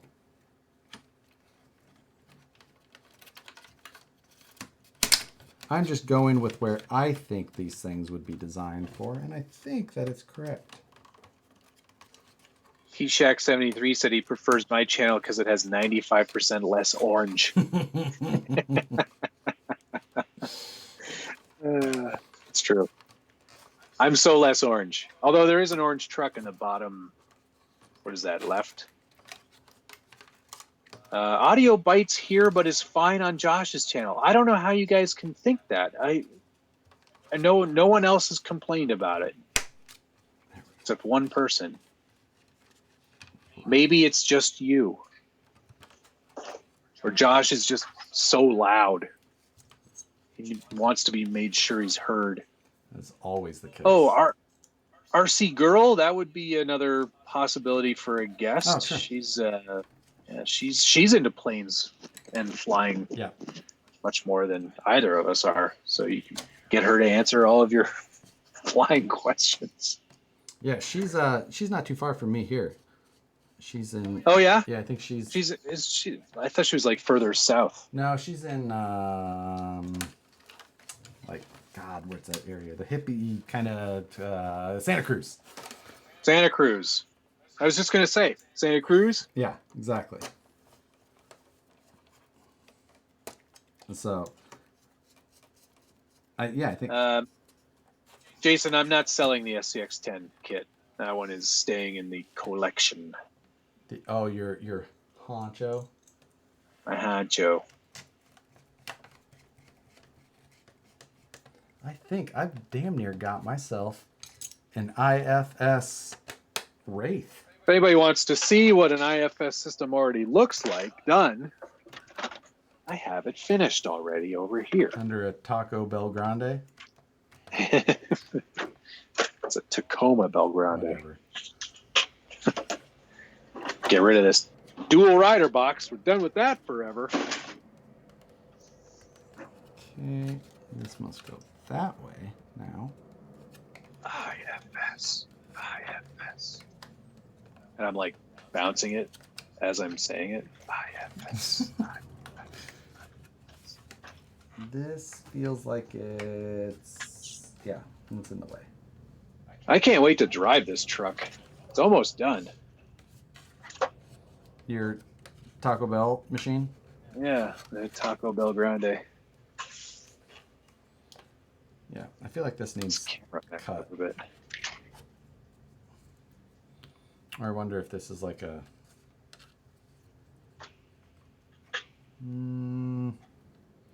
I should probably consult some sort of directions. I feel like this just needs to get trimmed. Trimming it. Shaving a haircut? Shane, the only difference between the dual rider and the dancing rider is the body. And the plastics are black on the dual rider versus gray on the dancing rider. Which looks way sicker, I might say. It does look better. I'll give you that. Yeah. So, And the man inside is very happy. yeah, he's very Tamaya happy. I agree. That He's got a very serious but still happy look on his face. I think I'm going to just bolt some wheels and tires on this, and then we're going to call this one the location, or stopping point on this for the night, and just finish. I'm going to go read through a bunch of these comments. Cool. Jacob, this is the Element IFS conversion on an Enduro. And I'm also running the Proline metric body with all the Night Customs 3D printed bits and pieces, fenders, bumpers, grill, engine, motor, whatever you call it. Petrol. Scale motor. Scale motor. But let's just... Yeah, that's a Wraith, everybody. Look at his crummy old Wraith. I mean, no shocks installed properly yet. But 1.9 Wraith IFS, kind of cool. I kind of dig it. Yeah, dude. That's going to be great. Can you maybe put your camera down a little bit lower so everyone else can see it? Everyone on that channel. Oh, yeah. IFS. You're going to have to figure out some shock extension. Well, I don't have any shocks on there right now. No, I know, but you'll have to figure something out because... Yeah, I think they use something. Might be able to use what they use. Yeah. We should I think see. For the axial stuff they do, it does print out an added piece. I don't know where mine are because I printed them out. I can't remember what I did with them. Oh, maybe they are in here. So, there was a question that I just saw. It popped up and went past, but the question was from like Alex12634. How often do you guys 3D print stuff? Every day. I print something every day. For the most part, do you think you run yours every day? Absolutely. Right now, I'm definitely running it every day. Yeah. I probably 3D print 5 times a week. But it could be 2 or 3 times a day some of those days. And I'm just kind of averaging it out. Yeah. So, mine's been running lately pretty much nonstop. But that's because I'm doing some huge prints. Right. this is finally Taking shape. done. Yeah. Currently, I'm running mine about 20 hours a day, because I'm running some jobs that are 10 hours each. So I start before I go to bed. It usually finishes. I start at 10 o'clock at night. It's usually done by 8 a.m. when I'm about ready to leave for work, because I don't leave till then. Yeah. And then it finishes a little after I get home. And then I'll leave it off while I'm actually working in here, and then start it again before I go to bed. Yeah. My wife, well, we actually haven't been spending a lot of time in the basement lately, for no reason in particular, but yeah, I've just been running it nonstop. Yeah, Because like stuff like this takes forever. Nicole absolutely hates the sound of the 3D printer. Nobody likes it. I mean, I don't mind it. I don't really mind it, but it's like piercing to her. Yeah. I think I'll actually, once I get going on this build, I think I'll put it on an Stop that noise. I think I'll put this on an SCX 10.3. Oh, that makes sense. Well, yeah. Yeah. JL action. But I'll straight axle it because I'm going to do a recreation of my personal Jeep. Yeah, I actually, just with everything that's been going on lately, I haven't got out to drive mine at all yet. And I know you have. There's places I could go. Safi, get out of there. She's fully in my camera bag. What are you doing? And it's not that I couldn't get out. Like, there's plenty of places I could go and be socially distanced appropriately. But yeah. Honestly, I've been focused on building and creating content, and yeah, that's a good point. It's like a really good opportunity for us, you, me, any creator, to just kind of stay on top of things and actually get stuff done. Right. And capitalize on people being at home. And yeah, I'm not going to. It's funny. I was capitalizing on it earlier, but now I've actually got a couple of jobs coming in, so I'll be busy for real on the next couple of days at least. That's good. Which it is good. It's exciting for me because it's been a little while, but yeah, I'll have to jump on getting some content done maybe before the weekend, just so I have some stuff to put out next week. Yeah, I mean, I have so many projects right now of things that I can actually get done. It's I needed some parts and things like that. I told you about that warehouse that we went and got all those parts out of before, right? So yeah, you've heard of Gropner? Yeah. So their U.S. distribution was here, like not too far from. So and they Gropner closed all of their branches except for their one that they built in Korea. Okay. So everything that was here, they were basically getting rid of. So we got like 60 some odd hard radio cases, like nice big cases. And then there was little stuff that they were throwing away by like the pallet load. And one of them was things like this baggie here, which is servo ends. Just like the... Oh, yeah. Like, because I don't know if you ever cut and then re-pin your servos or servo leads. Mm-hmm. I do it all the time. But it's like one of those things, like I'm always going and buying like the 4-pack or 6-pack at the hobby shop. But now you never need to buy them again. No, I've got like this says 50 pieces. And the good thing is that I've got like 50 of these bags. Oh my God. That's crazy. Yeah. So I'm really needing a swap meet to get fired up here. Yeah, no kidding. You gotta get rid of some of that junk. That's amazing.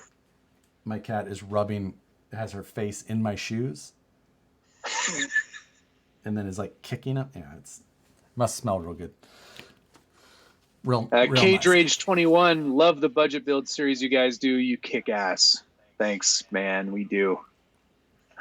No, we actually, I love the budget build series because it gives me a chance to kind of flex a little bit and think outside the box and think about what we can do and keep the cost down, but still get a lot accomplished with a truck. So that's definitely fun. Thank you for following along with those. Yeah, the the budget stretching tips. Now I'm worried because she disappeared and I don't know where she went. Oh, there she is. Come here. The budget stretching tips on the budget builds. What's your go-to there? Right. Since you're saying Yeah, you I don't flex your skills. That was more about the scale Oh. accuracy than anything.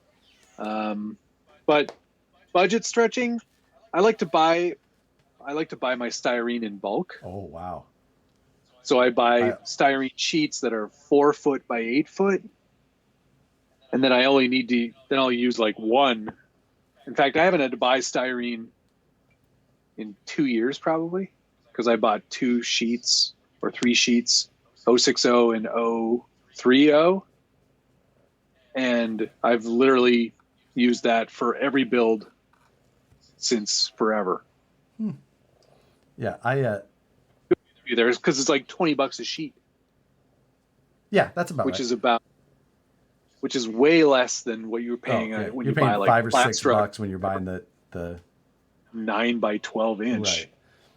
Yeah, I bought it that used to be my backdrop on my old bench that I used. Like the curved backdrop was a 4x8 sheet of styrene because it was durable enough that you could, roll it up, throw it in a corner. Well, it just always stayed in place, but you could clean it, Yeah. So my Lego truck, it looks like the tracking is saying that it is in Sacramento, so I should have it in time for Friday. Thank you, Craig. Excellent. That'll be fun. Question: how many of the 3D prints do you actually design?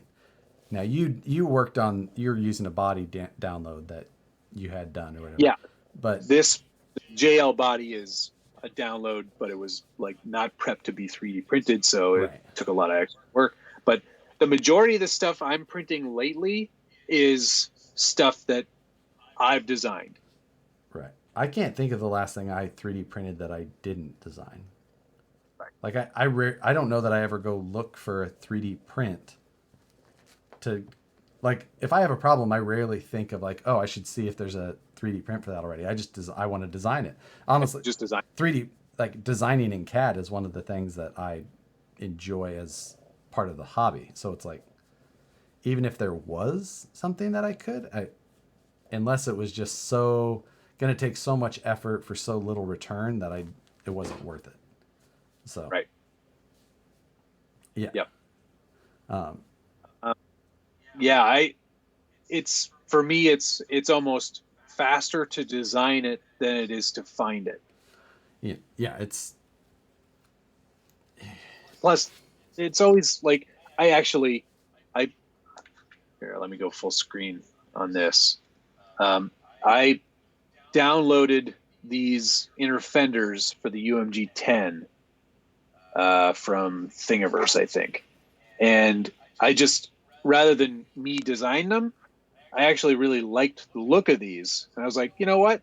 I'm just going to download that one and print it because I won't waste my time. They actually did a really good job on these. They look pretty cool. And I figured I'd give it a go. And these are actually printed in TPU. So it's like completely flexible, which is a really cool material to work with. It always goes back to its original shape and doesn't tear. Like you can try your darndest. So very durable, very cool. But yeah, every once in a while you'll find a great part, and you'll be like, "Yeah, that's the cat playing with the door stopper." Oh yeah, get out of here, Sappy! Come on. Come here. Somebody was asking earlier what I use to glue these bodies together. I just use CA, just regular everyday cyano. Best way to glue them.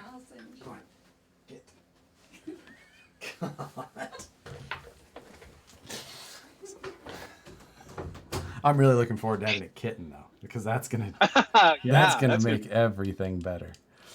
Lucky you. Oh my god. I'm so glad I skipped the puppy phase. That was the best thing. CCX actually brought up a good point. He said, hey, did you 3D print the mount for the IFS for the Wraith? No, that's good. But I also didn't 3D print it either. It was shipped to me, designed and printed. And with like I didn't, it was just a thing that Crawling Finn is the one I'm using, the one he designed. And he just said, hey, do you want to try this? I'll ship it to you. I'm like, okay, sure. So, Yeah, absolutely. What do you know? Somebody was asking if I was going to do another no prep episode. Red and White Cooper was asking. I probably will. I am waiting on a body to be painted for me. I have a body. I guess I could paint myself. Turned out. Yeah, I guess there's nothing really stopping me from taking it out. It's ready to go. Yeah, I need to get mine out soon. I've got a body that I just need to get some paint on as well. But I got to glue the tires. That's yeah, the only other I thing. picked up a new brush the other day though, so I can probably get that knocked out. 6-inch brush. Yeah, it's a big body. Yeah, you're gonna try and paint that body with a 1-inch? I don't think so. Oh man, it'd take you like at least 10 minutes. It's not a dancing rider. Like. The project list is getting shorter, though. I must say, this time away from work is good. Mine is not getting shorter. Mine is multiplying. Well, but I've been getting things done. Like the active suspension car, it's going to get wrapped up soon. The 1.9 Wraith is actually going to see some attention, which has been a point of contention on the channel recently. Sorely needed. So that it needs some new wheels and tires. The Bomber is a project that just came out of nowhere that has already absorbed a lot of funds. Yeah, I mean, I'm like, you get a free car, and now I'm already like $600 or $700 into this thing. Oof. With a brushless system, new servo, pro spec shocks, the high altitude performance transmission skid plate back half, tires, you got a lot to do. Yeah, it's gonna be a lot. Well, let me see. Let me think off the top of my head. Okay, 6x6 Cherokee. That's almost ready for paint. It's just like you throw words together to try and come up with projects. Like it's a thing. It's a real thing. You play the worst game of Mad Libs ever to come up with your projects. Like Taco Bell, Tacoma Bell, like fart. There's no fart in there, yeah. though. Like what? Hang on a second. I'll pull it up so you can see it.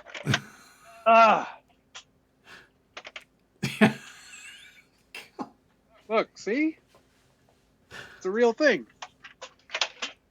You knew I was making this. I know, but it's just when you actually say things out loud, sometimes it makes you realize. Like, it doesn't even fit in the camera view very well. It's so big.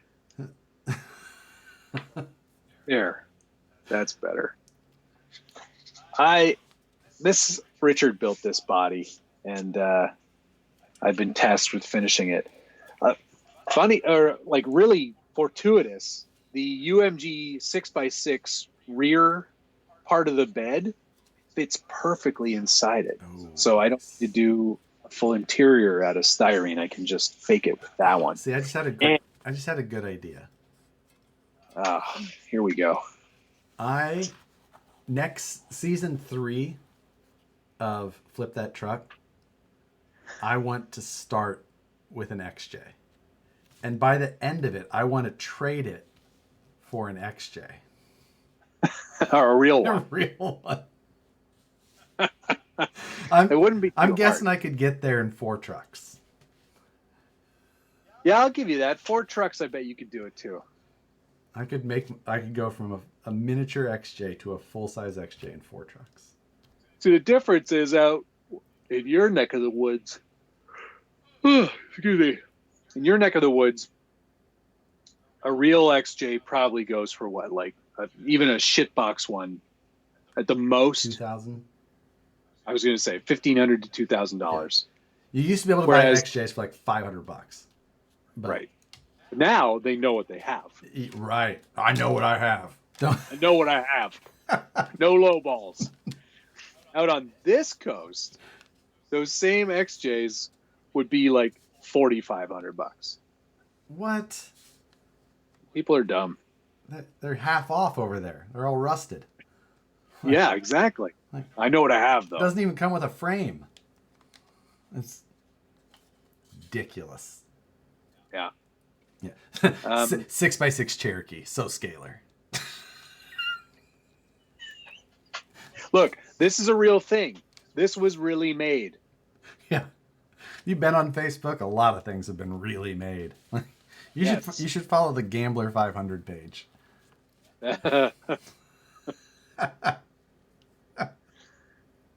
J.R. Lawson, since Josh did it, go back and read comments. Maybe you'll see this idea for a build. Josh builds a truck and you trick it out with scale stuff. Well, we talked about that, I think, at one point, didn't we? Yeah, something like that. Something like that. Or you send your Chevy to Josh. No. And he sends his VS410 Capra to you, and you both put your own touch on it and send them back. If I sent that, where is it? If I sent that Chevy to Josh, I'd never see it again. I'd fix it. I'd do all the body work, get it all fixed and straight. Paint it one color for you. Smooth it all out. Smooth it. Paint it one color. I fixed it. Put new tires on it. It'd be like a really bad episode of Overhauling. We fixed it for you, Dad. I love you. Well, you ruined it. You ruined it. Can you imagine if ever one of those went wrong? The guy was like, oh, ugh. I wish you hadn't done that. Yeah, like, oh, this is Thanks for ruining this it. is a terrible color. But Larry, you said you always loved sparkly blue paint. Chip here even drew you a cartoon of it first. I was actually restoring this to be, factory condition, not some stupid hot rod. Right. That would have been a great episode. Oh my God. Yeah, that's Auto Atrocities on Instagram. Oh, that's where Matt finds his builds. I'm gonna look that up right now. His 6x6 Cherokees. Like, that's also where I found the half-track Toyota. Yeah, I'm telling you, the game of Mad Libs over there. I'm going to come up with the next build sheet, Matt's build sheet. And it's just going to be column A and column B. And you get drunk and circle three things. Like, holy crap, I'm in love. This is the best Instagram page ever. There's a Miata. Oh, that's Gambler. That's for sure Gambler. Doesn't that look amazing? Yes. I want it. I mean, I don't know what you can really do bad to a Miata because it's still a Miata. You can. You don't like Miatas? Not at their core. Like, but I like them when they're like LS swapped or, lifted with off-road tires. I bet you my 6x6 Cherokee's on here. If I just go back far enough, I'll find. Hey, look, another half track. That's awesome. Truckosaurus. No, Traxosaurus. Oh. What? Oh, God. It looks like one of those photos where they keep photoshopping the front end off of something. Like, this is great. What a page. I'm in love. All right. Thanks for that tip. That was Moose Jaw for you. Moose Jaw, the best. All right, what do you think? It's been 3.5 hours. Yes. So are we done? In conclusion, IFS kit, small box, big package.